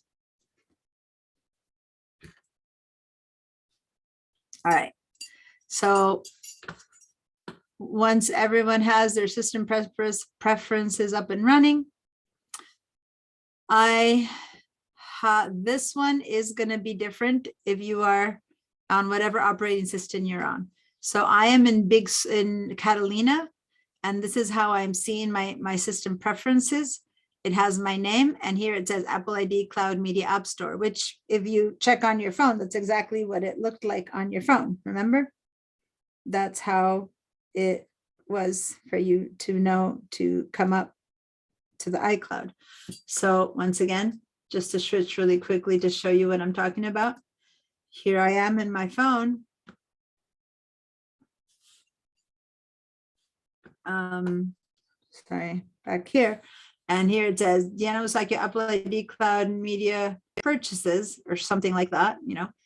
And then when you click on that, you go into the cloud. And then when you're click that, you go into the cloud. And then their photos. So that's exactly what I'm going to do now, but I'm going to do it in the computer. So here it says Diana Musaki, Apple ID, whatever. So I'm going to click on this word called Apple ID. Now, for people who are in Monterey, I think it looks a little bit different. Isn't that so? So can someone who has Monterey, so for people who have Monterey and maybe even Big Sur, can somebody tell me that it looks the same. It looks exactly the same. I thought, Catherine, you said, okay, I thought it looked a little bit different. Okay, so then click on Apple ID. And here's your Apple ID. Here's your name and your Apple ID. Is this Apple ID the same as the Apple ID that you had on your phones and on your iPad? So I'm going to clear all the feedback, by the way. Got it, Alan, I hear you. Okay, so if you have the same Apple ID, that means that now your computer, doesn't mean anything about your photos yet, but it means that your computer is set up to have the same information as your phone. So say that you go to the store and you meet up with your friend, Susan, and she says, hey, I moved, I have a new address. You pull up your phone, you update the address. Then when you come home, her address will be updated on your computer because you're on your same Apple ID. If instead you have a different Apple ID, now your computer has no idea what your phone is doing because it's basically as if this belonged to another person.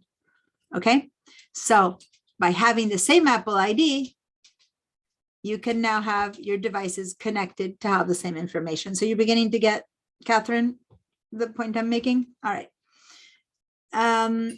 Now, on your Photos app, right here, let me put my little spotlight on.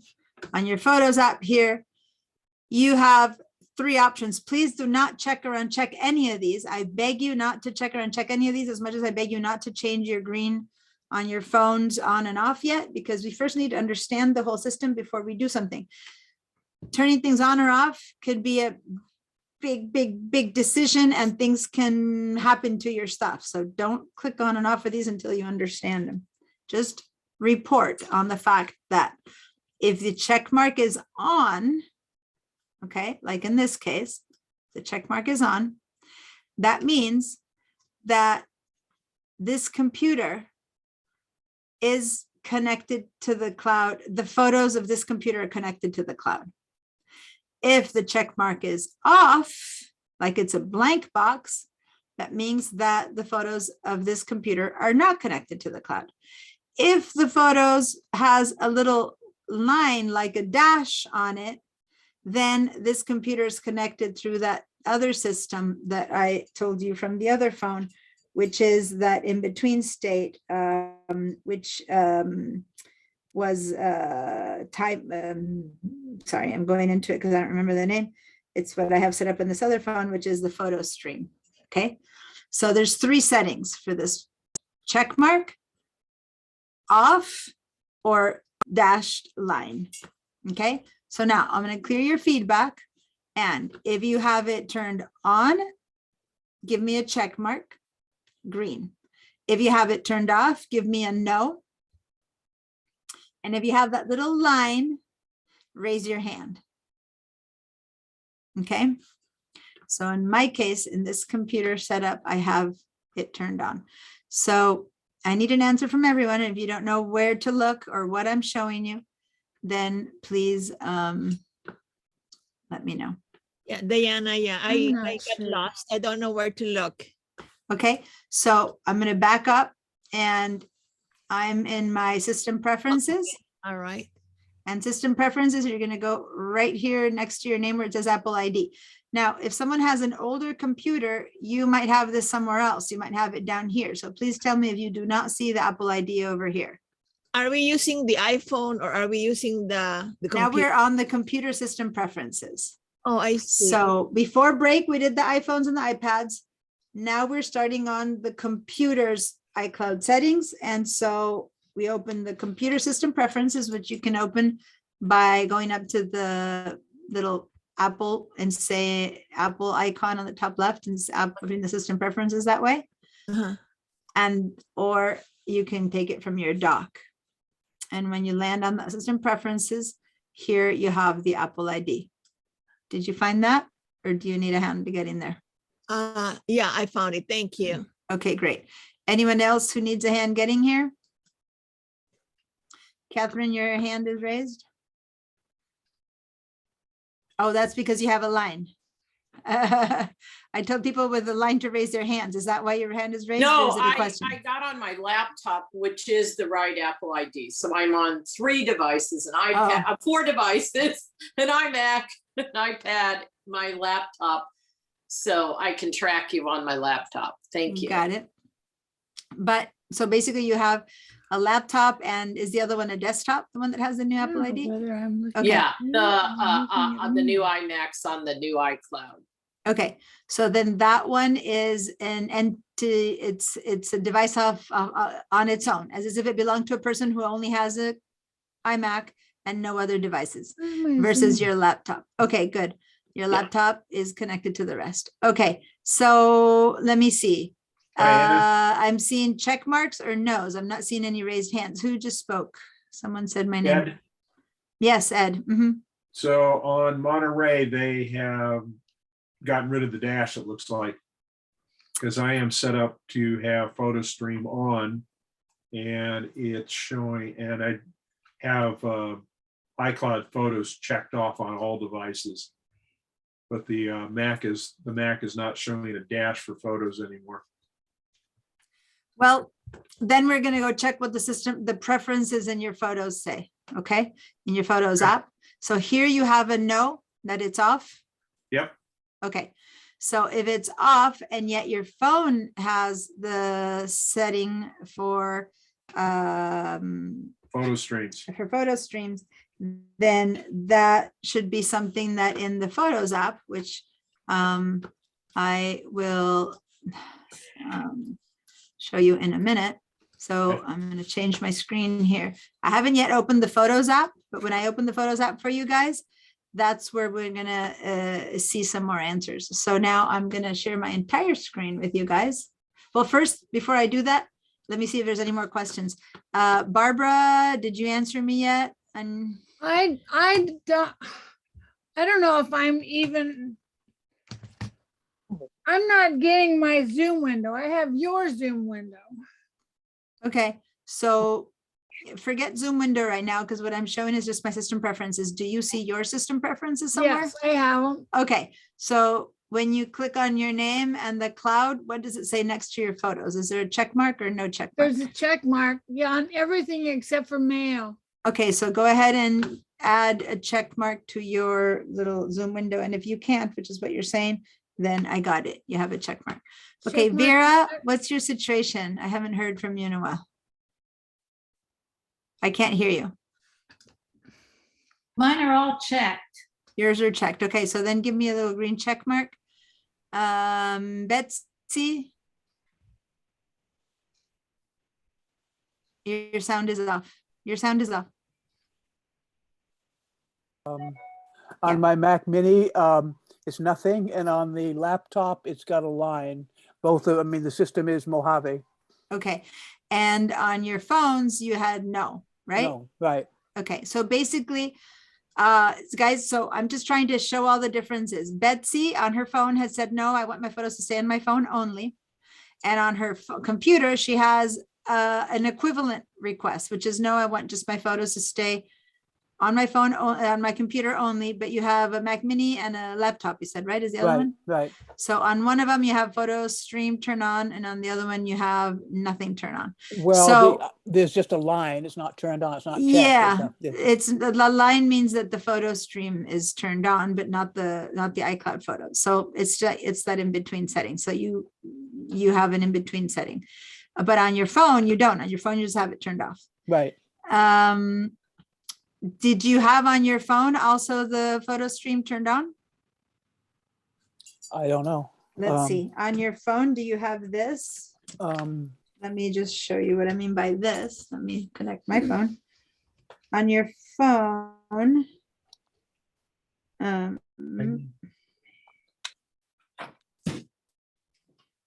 Okay, so now let me share my screen. When I'm done with this, I'm ready to now move on to the Photos app. But on your phone, if the Cloud Photos is turned off, Betsy, do you then have my photo stream turned on right there? Or is that turned off as well? I don't see my photo stream. Okay, so you have the iCloud Photos turned off like that, but here you don't have the choice for photo stream is what you're saying? I don't see a photo stream, right? Okay, what do you see under the iCloud Photos? Does it say anything else? iCloud, and then it says manage storage, then it says photos, and then iCloud backup and Okay, keychain and so forth. all right, but no, that would be different. Hold on, what you're reading is a different set of questions than what I'm asking for. Hold on. When I back out from here, is this where you're saying photos, iCloud backup? So this just says off right there. Right. And if you click on it, where does it take you to? Oh, okay, sorry. Yeah, no, my photo stream is not on either. It's not on either. Okay, so it's completely off. Okay, so your phone is 100% not sending your stuff in any which way to the cloud. Got it. That's just what I wanted And to see. yet the photos show on the iPad. Well, what does your iPad settings say? No, it matters really. Yeah, I don't know. I put them all down in different places. Oh, here it is. Okay. Sorry. Now, no, that's fine. it's fine to have different settings on your different devices if you did it on purpose, like you I understand what didn't you're do- I requesting. don't- As all I'm talking to the don't- whole class now. Oh, While you do that, like, it's not like it's good or bad to have your settings different. You just need to be aware and made the choice. But if you didn't make the choice and they just are willy-nilly different, now you get to begin to understand the reasons and make choices that are consistent to what you want. Got it? So Okay. by the time this class is over, not this week, maybe by the next week, you might have some settings change, some settings not change, some settings be completely different than what you thought you wanted, and others are going to go like, I'm fine with what I have, thank you, right? But you'll understand why and what. So what's your iPad saying? Same thing as the iPhone, not on the My Photo stream And not on the photos. Right. Yet you said that the same photos appear on your iPad I as on your thought so. phone? I thought so. Let's see. Well, Or maybe it's Google Photo. I use. Oh, Google Photos. Yeah. Okay, not the Apple Photos. Yeah, I was going to I say. So if see. you're using Google Photos, that's a whole nother question. Yeah, no, it's Google Photos. Sorry. Okay, got it. Okay. I've So got now, a few photos that do show, however. but there wouldn't be the same ones, and it could have been from before when you were first turning in the on or off. Maybe. There is no way. 2020. Yeah. Yeah, there is no way that photos go from one to the other if you don't have those settings connected. Okay. I guess there maybe is it no was. way. Okay. Maybe you Well, were turning some things on and off, and then some I managed to guess I transfer. didn't know what I was doing. Got Okay. it. No, that's fine. Fine. So that's what happened. Okay. Okay. So guys, sharing this again, which is the settings from the computer. So basically we have one person who has something to turn off, which is Betsy. A couple people like Ed and one of my phones, and someone else had a no, who have the in-between step. Oh, I think it was Alan who had to leave. And then the rest of you have them on, which means that your phone, your computer now is connected to the cloud, where your photos are going to come from the cloud. So here's the deal. If you said yes all these times, many of you guys said yes all these times, then if you take a picture on your phone, as long as you're within Wi-Fi, so say you're in your home and you have Wi-Fi all the time, you should be able to then go to your iPad and to your computer, and the photo will pop up within seconds, within minutes on both of those devices.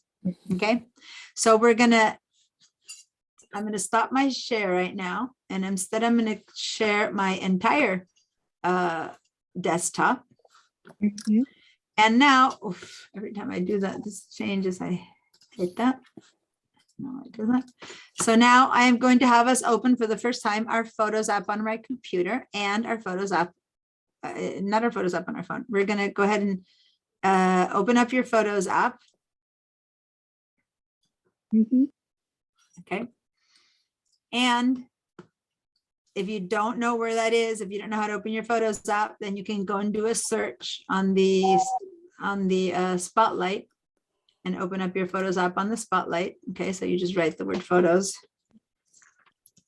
and then that opens your Photos Spotlight.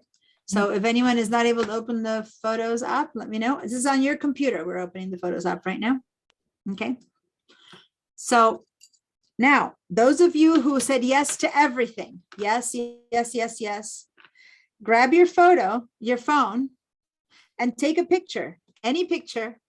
Take a picture of your desktop, of your screen. Take a picture of the water bottle that you have next to the computer. I don't care what photo you take. Okay.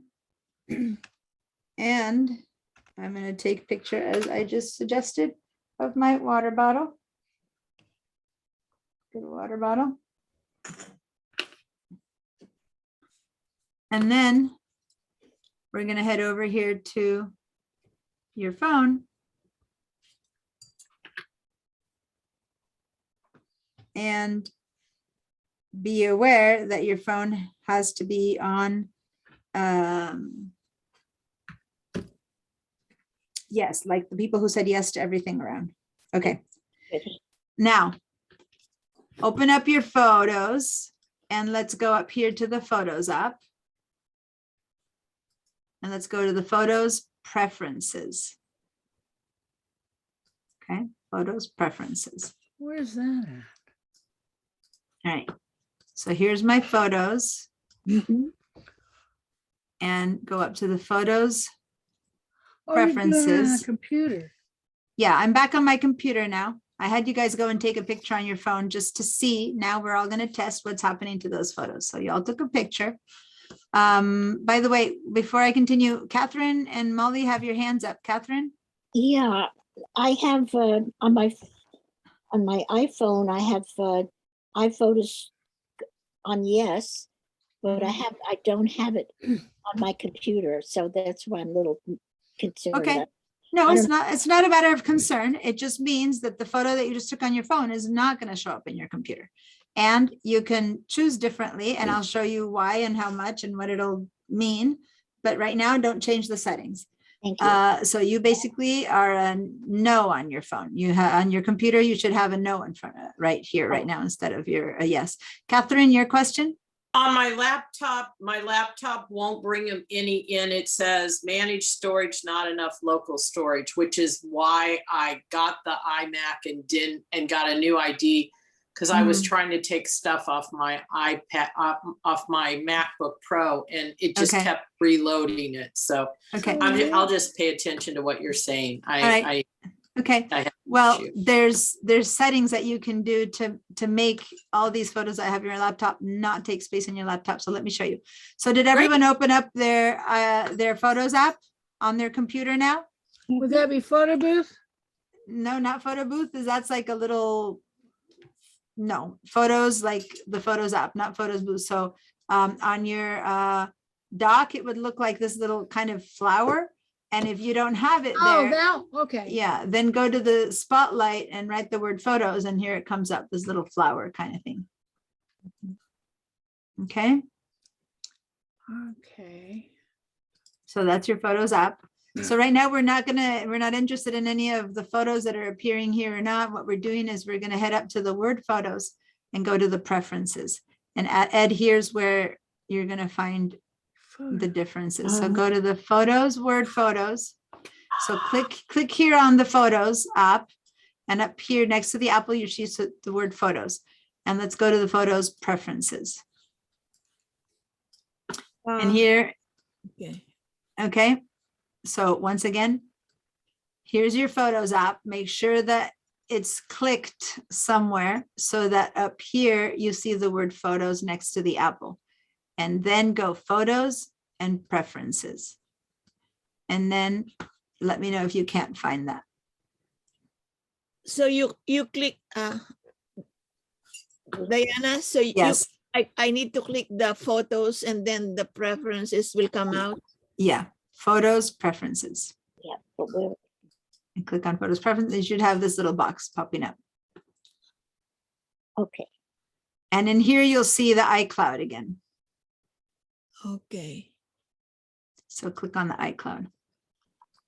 Click on the iCloud. System photo library. Yeah, ignore this one for now and just go to the iCloud. I know this is confusing you guys. We'll get to the fun stuff later. Right now, I'm just I'm not- connecting all of your I'm setups. not getting what you're getting, so All right, so do you want to just share your I'll screen? watch the video. No, because the video won't help you find it, but I will help you find it if you share your screen. You want to share your screen? I'll stop my share if you want to share your screen. Yeah.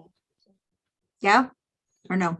I did. Oh, no, you did. can't share until I turn mine off.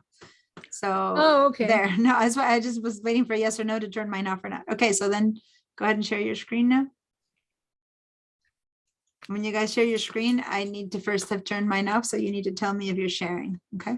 So that's why. So, okay, so here's your photos, your library. Okay, go up to the word photos up by the apple. Yeah, click on that and then go down to preferences. Cool. And now there you have iCloud, and I can't read it, but it says cloud. Can you read that? iCloud general. Yeah, but what does iCloud it? features for photos are only available in the system photo library. Oh, you're not using your system photos library. Well, what am I using? That's the question. So let me, I'm going to request remote control. It looks like you have a separate photo library going on. Can you say yes to Oh, me? approve, yeah. Yeah. So rarely would you have the situation that she has, but it looks like she's not really using her system photos. So no, it's 1 second. Go ahead and say open system preferences so you can give me the rights, and then click on the lock on the bottom left. Yeah, right there. Put in your password. For the computer? Yeah, computer password. Okay, so unlock and now click right next to Zoom, right there, right where your mouse is. Nope, you were almost there. Yeah, that little checkbox. Yep. Okay, and now I'm gonna request again. Okay, so now don't move your mouse because now that's me moving my mouse on your screen. All right.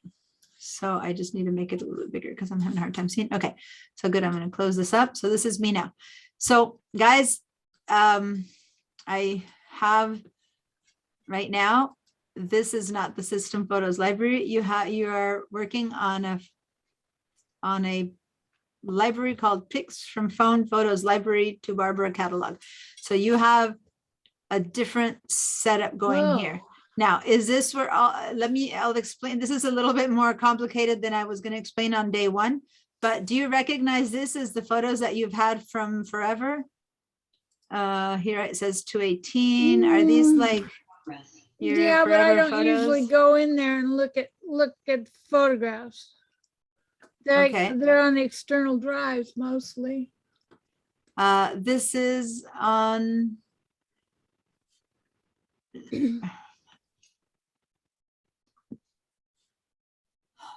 I'm going to close your photos library for a second. You can have many different photos libraries, you guys, is what's happening with her. Can you pull up your doc? I can't pull up your doc for you.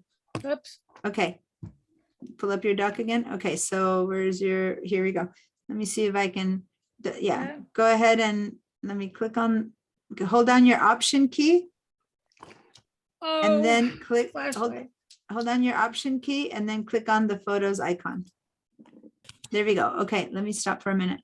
Choose photo library and you don't even have the libraries available. Okay, so you don't have another library. I'm not explaining this, you guys, because I'm just exploring her system to see if she has another photo library set up or not. Okay, so I'm just kind of trying to figure out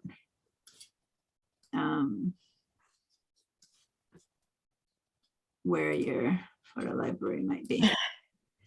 Okay, so here you have this photo library, which was last used in September. And this is probably your system's photos library. So I'm going to double click it for a minute, and the photos that you have here are not going to be the same ones as you had before.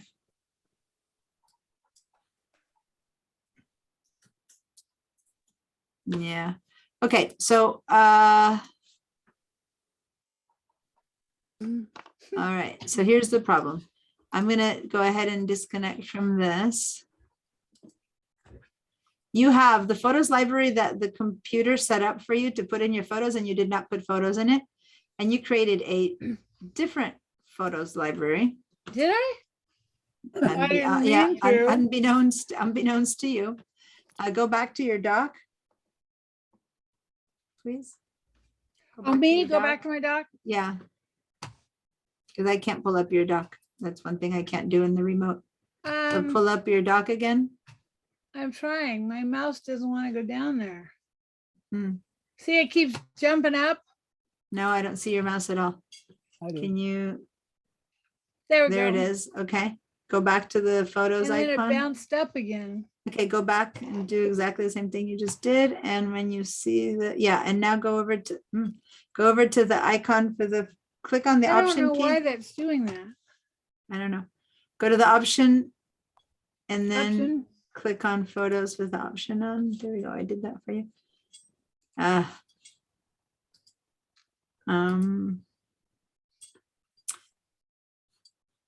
Darn it. You had, I think you had it in, I'm trying to remember where you had it. You had it in documents. Where did you have your,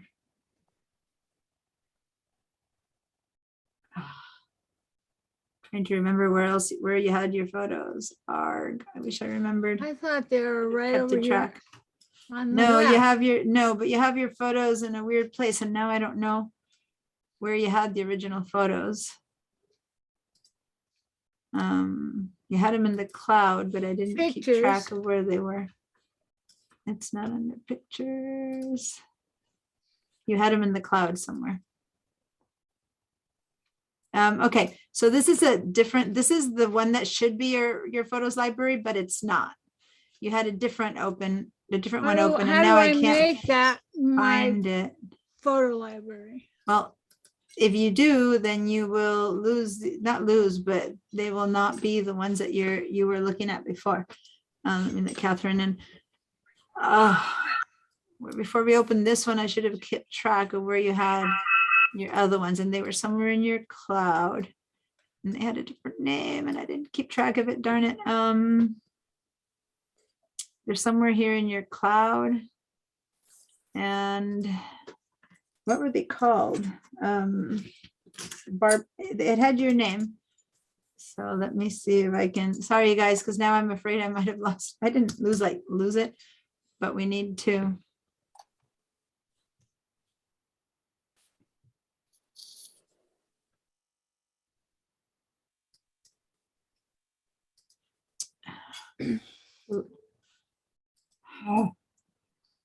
I don't know where you had your library, and now I'm kind of stuck. Oh, Barbara. Sorry, guys. I need to spend some time on our computer. I'll do it later to find the library that you were using, which is not the right one, but it was your library. So that's Lightroom. Photos that you had opened before were somewhere over here, and I saw the name. I can look at, you know what? I can look at the recording of this class, and I'll be able to see the location of your other photos library. So for now, I can't do much about it. Okay. So go ahead. The library that you were using, the photos that had photos in it, is somewhere on the cloud, and I don't remember the name of it. So I have to wait until see a recording of this to find the name and to recover it for you. So for now, just open this empty library. How would I set up a folder for photos on my computer then, if I like the Mac would have? Go ahead and open photos again so that we can just go. There's one more, there's one that, yeah. Let's open your photos one more time. And then up here where it's, there it is, there's your photos, and there's your preferences. And basically you have a thing called in your desktop, in your cloud desktop, you have something called To Barbara Catalog. And then you have pics from iPhone photo library. That is a library that you're using right now, where it is, which is right there. Okay, that's good. I'm going to take a screenshot so later I don't lose it in case I need to help you. Okay.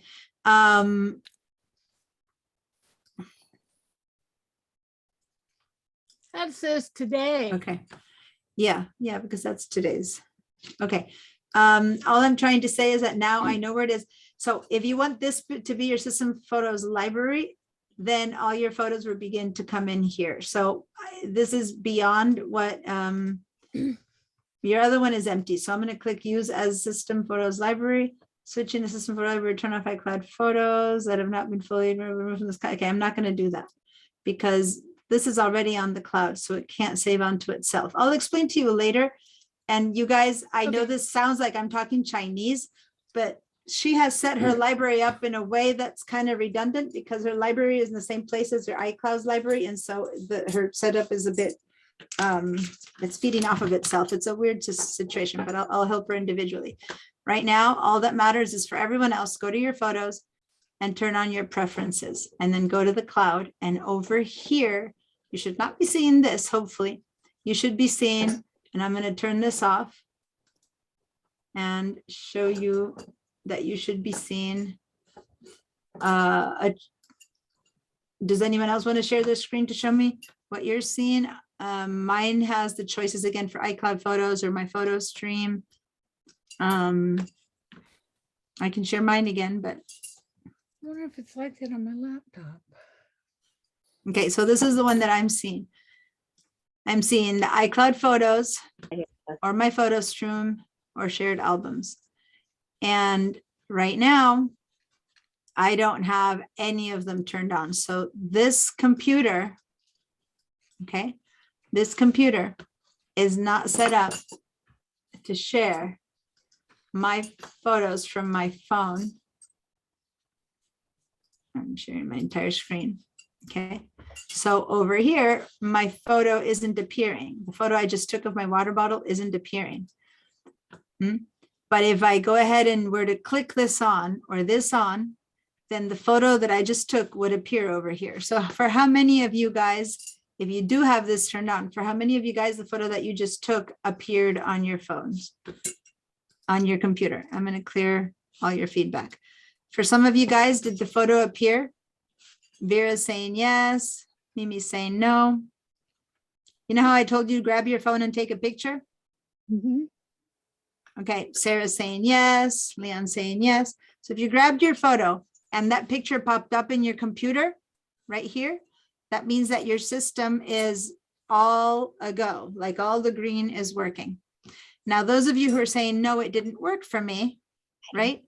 Then even though you had yes and yes here and there, if you thought it had yes and yes, then you might have this one turned off. So I need to get from people, I need to get some new shares so that I can help you set it up so that your phone, if the idea was that you had yes on everything, then it should be flowing. Okay. So Tracy, do you want to share your screen with me so we can figure out what's happening? So I'm going to share the screen on my computer. Yeah, yeah. Okay. Yeah, the computer, the one that you're trying to work on. Yeah, because the photo, I mean, these photos uploaded through yesterday, but all the ones today, which were a lot, I was at a rocket launch. So there's a lot of video and stuff, and none of those are updating. Okay, so let's go and see what's happening. So share your screen. So hang on, I gotta go find the Zoom on this, on here.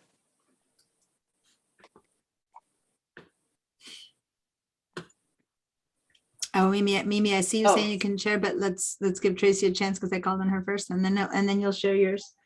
Actually, so sorry, I think I dropped out of the Zoom on the computer. No, you're there. I see you. Okay. Head down to the dock and see if you see it. Do you see a little dot under an icon that says Zoom? If you do, you can, okay, so then right click on that and then go to show all windows. Oh, that okay. might help you. Thank you. Did that work now? Oh, no windows. No available windows. Okay, but you are connected on that computer, so it's interesting. How weird. Hang on, let me see if I can come up here and expand something. There's a no, let's see. When you right click at the, then okay, all right, above. got it. Okay. Okay, so I'm gonna hit share screen. Yeah, share screen. And then there's another little button on the right that says share with white letters. It's blue.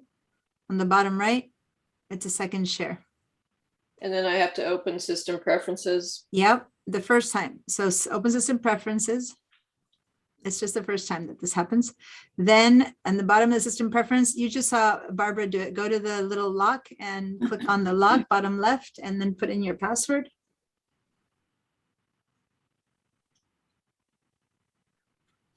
And then once you put in your password, then go click a check mark right next to the box that says Zoom. And then it'll say close now, whatever, and just say later. And say then, later? Yeah, say later and then go down and share again. And this time it'll work.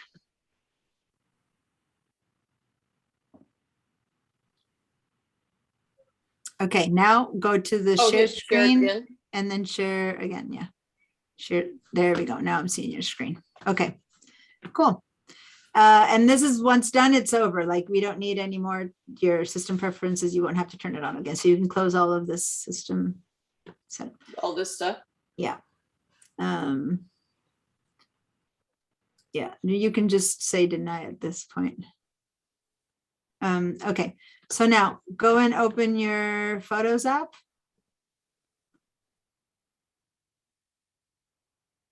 Okay, so you have all your settings that are, yeah, they're saying basically optimize max storage and everything, and where are your photos? So I don't know why it's not opening. Huh. Are you, go to right click Weird. on it? I gotta get the my Zoom things in the way. Show all windows. There it is. It's really tiny. You have it like in another desktop. See right there at the bottom, click on That that. one? Yeah. Yeah. Okay, There you go. I All right. know, but none of these came in since yesterday. I know, but we'll figure this out. Okay, so on your, so you said on your phone, can you open your system preferences? On the phone? Right here, no, here on the computer. The system preferences is on the computer, the settings is on the phone, just name wise in case it matters. Okay, go click on your Apple ID. Here? Mm-hmm. Up here? That one, yep. And let's go back. No, I have this Some is accounts will not be available until you sign in. yeah, that one might be it. So this is a new MacBook Pro. Uh-huh. So you So- basically have to update your settings. So go ahead and say down there, update, continue. It'll just make you sign in and put in your password again. So go ahead and say continue, because otherwise it won't work for you. So say continue. Oh, then I gotta System get my services. Apple password. This is Um, the computer password. no, this is your, enter the password for your Apple ID. Oh, that's really hard. Uh-oh. It's really long. So hang on. Yeah, no problem.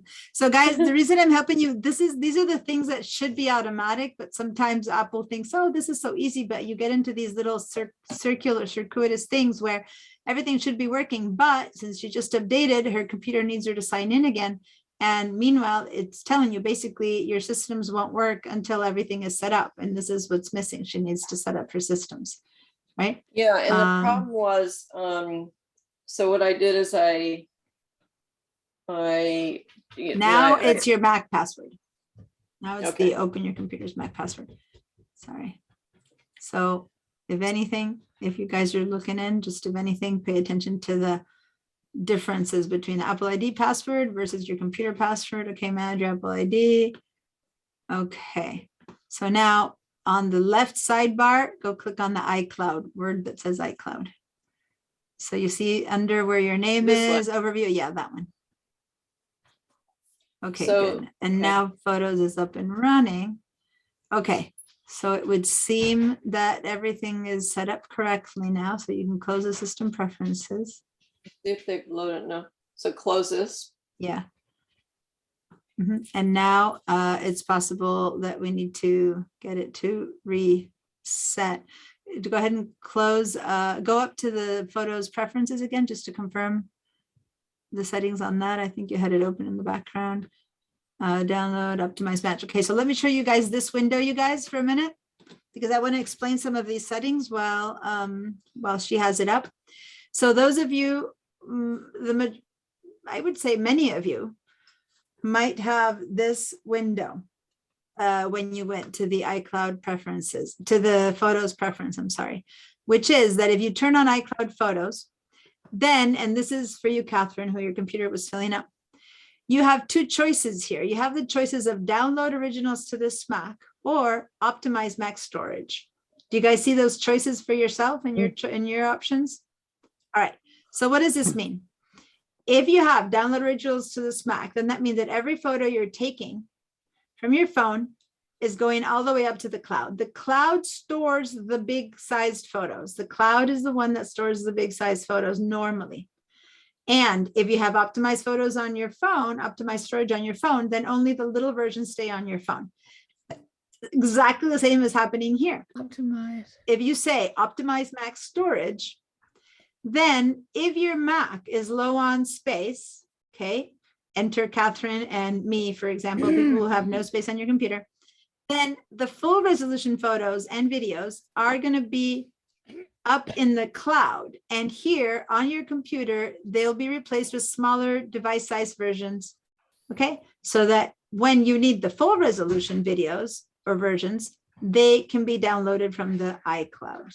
So basically the iCloud keeps all the big stuff and your computer only gets small stuff. Your phone only gets small stuff if you choose optimize max storage, which for people who have a small computer, a small storage in their computer, this is ideal, right? Because then your computer doesn't get filled up. What this means though, is that you need to pay more to your cloud, right? You need to be on the $2.99 a month, or maybe some people might even have to move up to the $9.99 a month. Most of the time, depending on one or the other. So somewhere you need to pay. Either you have to buy much more computer or you need to buy much more cloud. Your photos that you're taking have to go somewhere, especially if they're videos, right? If instead you have chosen the top choice, which is download originals to the SPAC, then every single thing that goes to the cloud gets down into your computer full size. Now, if you're a professional photographer, someone whose whole life is about their photos and their videos, you might want to choose this, but then you know that in your computer, you've bought a really big hard drive, you have a lot of space, you know how to transfer stuff out of your computer. For the most part, unless you're a photographer, and if you're a real photographer, you might just have all your stuff already on a different hard drive with all your catalogs and stuff. So what happens is by leaving optimize max storage, you can search through all your photos really quickly, and then 1 out of 10, 1 out of 20 are the ones that you truly are going to print really big or do something really big with. And then you just download that one from the cloud instead of having all of your big images on your computer taking up a bunch of space. Does that make sense? Can you So have now, them, say that again? can you have them on an alternative on a external hard drive? Yeah. And will that So work with optimizing max storage? it'll, if you have your photos on a separate hard drive, okay, then you can have your photos library on a separate hard drive. So you know what I was running around with Barbara's computer trying to find her photos library? All of these photos go into one file that tends to live on your hard drive, but that one can actually, all of these photos that you're seeing here right now that we're seeing of Tracy's and many others, however many photos she has in here, they're all collected into one file that lives in the pictures folder of this computer. If your computer is running out of space, you can transfer that entire library to an external hard drive and have all of your photos be on an external hard drive. And that works. But if you want to keep it on your computer, then you just optimize max storage and most of your big stuff stays upstairs. If you transfer it to an external hard drive, the system to download the stuff isn't as automatic. You need to trigger the downloads. Someone's phone is ringing. I think it might be Catherine's turning that off. Okay, so anyway, she has iCloud photos, which means that everything automatically goes up and down all the devices. The other thing she also has turned on is my photo stream. And that means that the photo stream is a bit more limited. It's the last 30 days of photos work and transfer automatically, but the videos do not transfer automatically. Okay, videos do not transfer through my photo stream, but the iCloud photos turned on does transfer videos. So see the difference? Under iCloud photos, it says automatic upload to store all your photos and videos in the iCloud, versus in my photo stream, it only says photos. Okay, and it does not say videos. Videos stay in your phone, and unless you transfer them by hand, they don't go. All right. So anyway, let's go see what's happening on your photos. Click again on your photos now and see if the photos are coming in perchance. Scroll down. They're not there This is yet. all yesterday. Yeah. So close your app, close your photos app, and start it again. But that's okay. Just so you know that you should usually close an app by going to the name and going to quit or Control Q versus something. Now, you said you took a ton of really big videos. Well, I was at the rocket launch today, so I mean, not a ton of videos, but well, never mind. About Videos. 5 videos. 5 videos and probably many minutes long, right? Yeah, maybe I mean, total. yeah. So that kind of material takes a lot of time to transfer from your phone to the cloud and then from the flat cloud to your computer. because it's big, really big files. Okay. On top of that, you're on Zoom right now. So a lot of your bandwidth is being used by this meeting. So go ahead and click on photos and open it up again. So what I want, sometimes I have had people who have videos, big stuff like that. They're not showing up in that moment. And then when I talk to them the week after, they tell me, oh, it just took a day or so to show up, because the whole process is from your phone. When there's bandwidth, it goes up to the cloud, and then from the cloud, it goes to your computer. And at least for now, for sure, you're using up the bandwidth doing the Zoom. So if they don't show up after everything we've just checked, then I would be concerned. But you say that normally it works, and normally everything transfers, right? Yeah. So yeah, so And I have probably it's a new computer. There's a ton of storage on it. There's a ton of storage on the phone, and I have 2 terabytes on the iCloud. Yeah, so you're fine. So it's just probably the time that it's taking to transfer the videos, because that's just what's happening. Okay.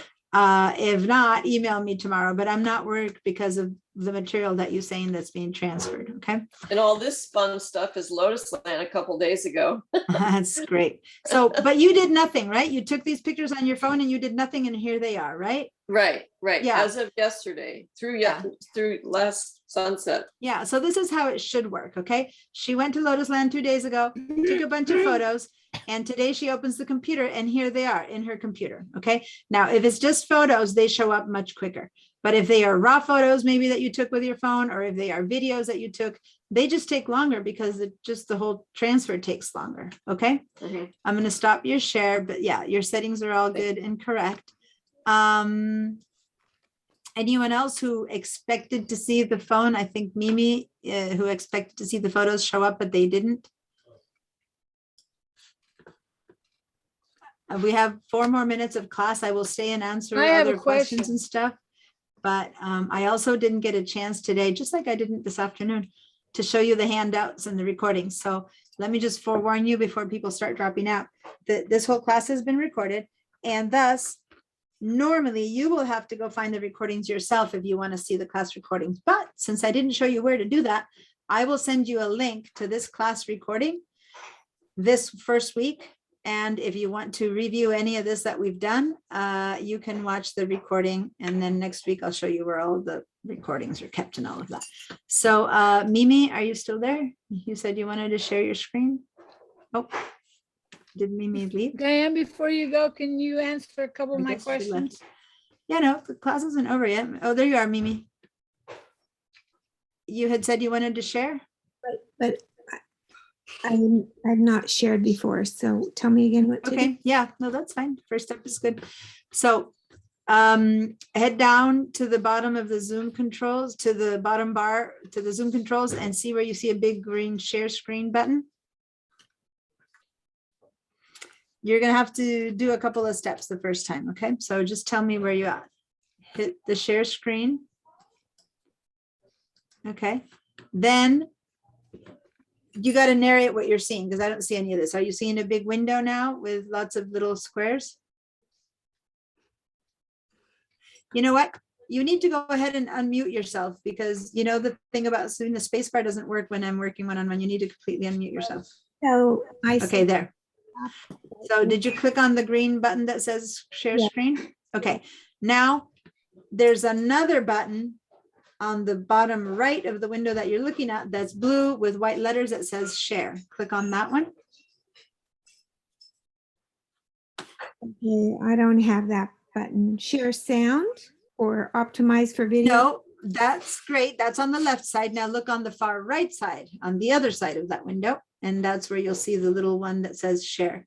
Okay, so unfortunately, that big white box is way over to the right, and I can't move it to the left to see the right side. So maybe you can't grab it from the top or something, or do a command minus to minimize it. It's exactly on the opposite side of the share sound, share screen. It's on the right side, bottom right side. Can you move that window? Because that's crucial. Share You screen need, there, maybe. yeah. Okay.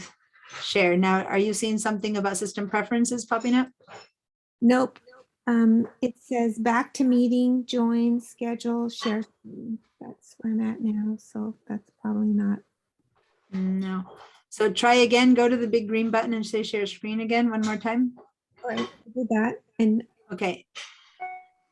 And if you follow to the far right of what you're seeing, do you see a little blue, light blue button with the word share in white letters?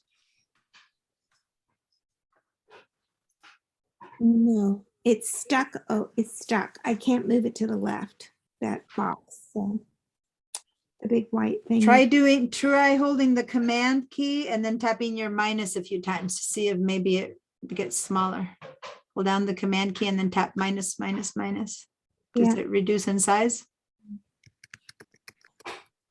No, it's not.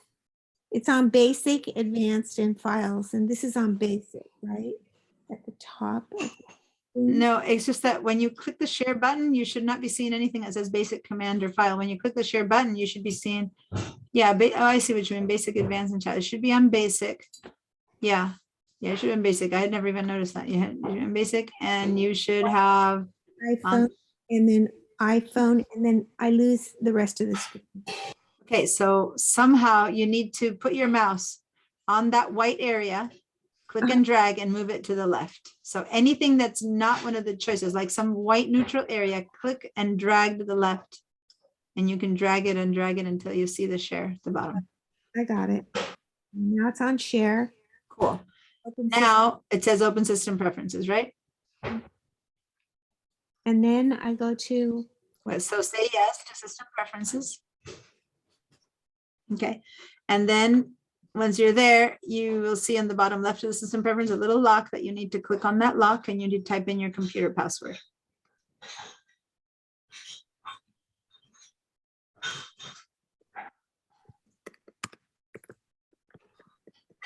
By the way, it is 7:15.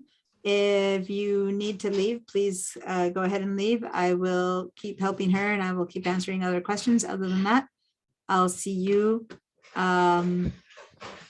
next week. I'll send you an email with the links and stuff that I want you to start collecting. Okay, so Mimi, did you put in your password, your computer password in there? Unfortunately, I think my daughter changed it. So just forget about me until I get No, we're almost there. Hold on. When you open your computer, you need to put in a password to make it work. That's the password it's asking you for. What's the Apple password. The app, whatever you use when you open up your computer to make it work. It went away. Okay. So now what? Now, does it say something where it's like now or later or cancel or what does it say? Okay, no. You put in your password. Sorry, step. Now you see the Zoom in the middle and has a checkbox that you need to check. To the left of the Zoom, there's a little white checkbox. You need to check it. Left of the Zoom, a little white checkbox. Yeah, in the middle of that system preferences box, there it is. Click on that. Okay. Quit or later? So later. Is there any homework, Later. Deanna? Okay, give me a second. Later. Okay. She's almost there. She got it. She finally got it. I just need to, this process is so long that we were at the last step and I didn't want her to stop right now. I'll tell you in a minute. So you said later? Okay, so now go back to the share screen and then the share again. Now it should work. Okay, so Betsy, I'm gonna send an email with the homework because a lot of people have been leaving as they should since it's 7:15. And it's basically asking you to start finding some files that I need you to work on. But since I haven't really shown you how to put them in albums yet, my handouts are my homework's going to be more about confirming that you know your passwords and that all the settings are in the same space. So basically the stuff we did today. Next week I'll give you more in-depth homework. Okay, great. Thank you.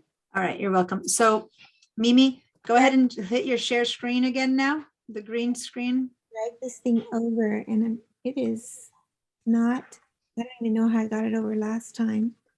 So click somewhere in that white box and just click and drag to the left to drag. There you go. Yay. Perfect. See, your first time. Now that's it. Now it'll be easy forever and ever. All right. All right. So back to your photos. So open your photos app. Yep, there you go. And now let's scroll all the way down. I see where it says pause, manage storage, not enough local storage. Okay. So click on manage storage. And it should be bringing up the same thing that you saw in the other class today, right? So let me see what it's saying. You have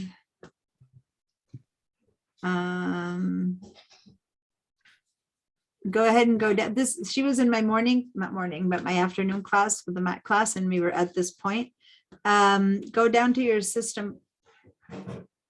Wow, you have, look at that. You have 48 gigs, 49 gigs of photos and other. Okay, so can you go up to the thing that we did this afternoon, which is go up to your Apple and say about this Mac? Yeah. And now go to storage. Nope, not support, but storage. Yeah. Okay, so here we go. So this is telling you you have 53 gigs available of 250. Yeah, your computer's basically saying I can't operate anymore, which is basically what it's doing. So in your case, you definitely are going to have to, okay, so go back to the Photos app, click on the Photos app, leave that, okay, go back to the Photos app. Yep. Go up to your Photos preferences. So go up to the word Photos on the top left by the Apple and click on Preferences. And now click on iCloud. On the top left, it says General, and right next to it, it says iCloud. You have iCloud Photos and you have optimized max storage already. So it's low on space. It's gonna do versions can download it from iCloud. Okay, so how much iCloud do you have? Let's go to your system preferences. Go down to your system preferences, which is the little, keep all that open. Go down to your dock and open the system preferences. I don't know what you mean by that. In the dock, the little icon that has the gears down on the dock is the thing on the bottom with all those icons way down there. Yeah. So go to the one that has the little gears, which is way to your right, way to your right, way to your right. Keep going to your right, right, right, right, right, right. Keep going. And that one. That's your system preferences. All right. Go to the cloud up there. Apple ID. Up at the top. This little, yep. Click on that. And then on the left, it says manage 2 terabytes. Okay, so it does say that you have 2 terabytes. You had told me that. So why are your photos occupying so much of your computer screen? Let me, I'm going to request remote control because I want to check on something else. So do you see something? Yeah, so go to Open System Preferences. And then can you again unlock? I should just have everyone do this once I do their, click on the lock to make changes at the bottom left. Oh. Put in your computer's password one more time. Click on the lock, so you need to go in there. Perfect. Unlock and then click on that zoom right there. The check mark next to the zoom. Okay. Now don't move your mouse. I'm gonna be using this. Let me look at your files because you have a ton of videos, but the fact that you have it set up,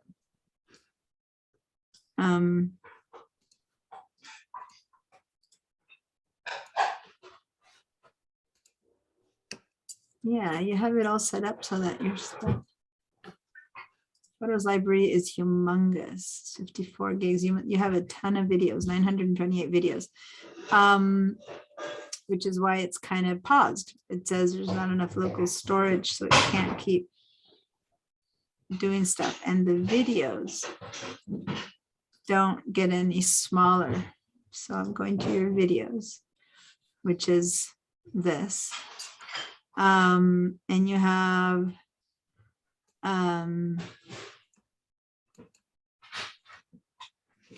probably, yeah, hundreds of gigabytes of videos. So you're at the stage where you need to either, it's for your computer to keep working. So this is something that belongs to the first class and to this class, where you're basically at the place where you are in that space that I said today was dangerous. Your computer has things that it's not going to do anymore. And this is it. It's not bringing your photos in anymore because you only have a little bit of your space left. So when you have 250 gigabytes is very little computer space, right? And so when you have very little computer space, you can't be putting all these photos and videos on it, right? It just doesn't work. You also have a ton of messages. So you have 37 gigs. So you must have a ton of photos and videos in your messages. That's your texts, right? And that means that many of these are probably repeated, right? So like a lot of the photos in your messages are now stuff that you had in your photos that you sent to people, or stuff that people sent you that's living in your messages. So most of the space here is taken up by media, especially if you send and receive videos. So I have heard that the new version, that the new, the Monterey, it isn't working yet. Do you have Monterey? No, you have Catalina. What I heard is that Monterey is going to change where all the photos that are in the messages are going to automatically end up in your photos so that you don't have them repeated twice. That'll be huge. That'll be wonderful. Let's see if that's something that they're going to do in the next version or in this one. But right now, you're basically stifling your computer. It can't work anymore.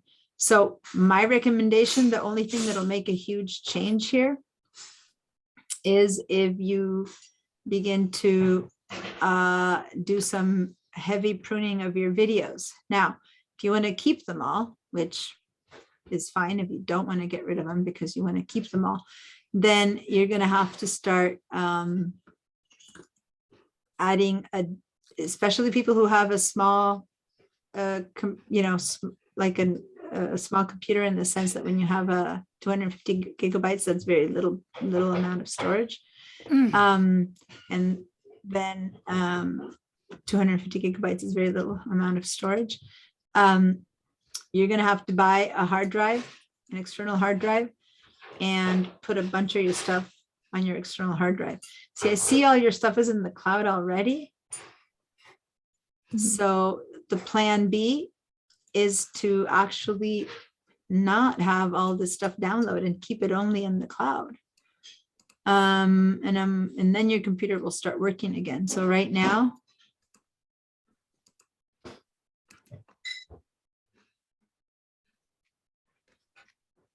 yeah, you've already done what you have to do. This is the least it can do. But wow. I just store all the cloud. You have all the photos and you already have all your stuff in the cloud. It's just that you have 2 terabytes of space in the cloud, but you have only 250 gigabytes. So only 1/4 of that space on your computer. So you need to empty out your computer. Yeah, your photos and your messages, see, it's taking up your entire thing. All right, so I'm there's not much more I can do at this point, other than telling you that for your computer to for your stuff to keep working, you need to unload a ton of stuff. And if you can unload 1 second of a video is equivalent to like 24 photos. So instead of getting rid of photos, you need to start editing your videos. And if you don't want to get rid of them, you need to move them off your computer onto another system. So you can delete them, or you can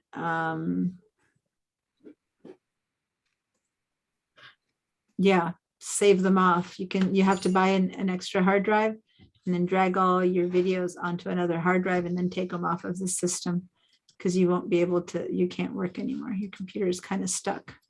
Can they stay on the cloud? And yeah, the other option is to disconnect your computer from this and then work them only on the cloud. So basically on your system preferences,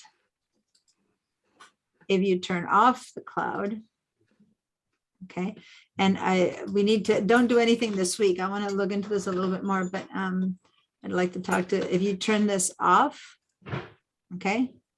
Like turn this off, then all the photos will go and stay up only on the cloud and they will not be on your computer anymore. Which, for better or for worse, is kind of sad not to be able to handle them from here. But that's one of the negatives of having a computer with a very tiny hard drive, which this one has. You just can't handle your photos on your computer. You'll have to handle them a different way. The photos that you want to handle on your phone, you'll choose which ones to bring down on your computer instead of having them all on your computer, which is what you have now. You have 50 gigabytes in here and it's just not gonna work. So let's stop here. I can't, there's nothing I can do about helping your phone work until you basically manage your storage, as this thing says. But the main concern here isn't how many photos. This is not many photos, actually. It's a huge amount of videos, and these videos are what need to be handled. I'm going to look into it and what's a good way. Because you have them all on the cloud, and I'm going to, what time is it? Oh, 7:30. Next week, I'll show you all how to get onto the cloud and see all your stuff. You don't have your Safari here, so I'm going to do that. You need to be able to get on the cloud and make sure that everything's there, and then you can take it off of your computer, which might be the only solution for you here. Okay. Okay, I'm gonna stop now. Let me close all your, I left everything open up and close all your different choices. What in the world is going on with my computer? All right. And then you're down to this. You have all the settings correct. You just don't have space in your computer. That's all that's happening to you. All right.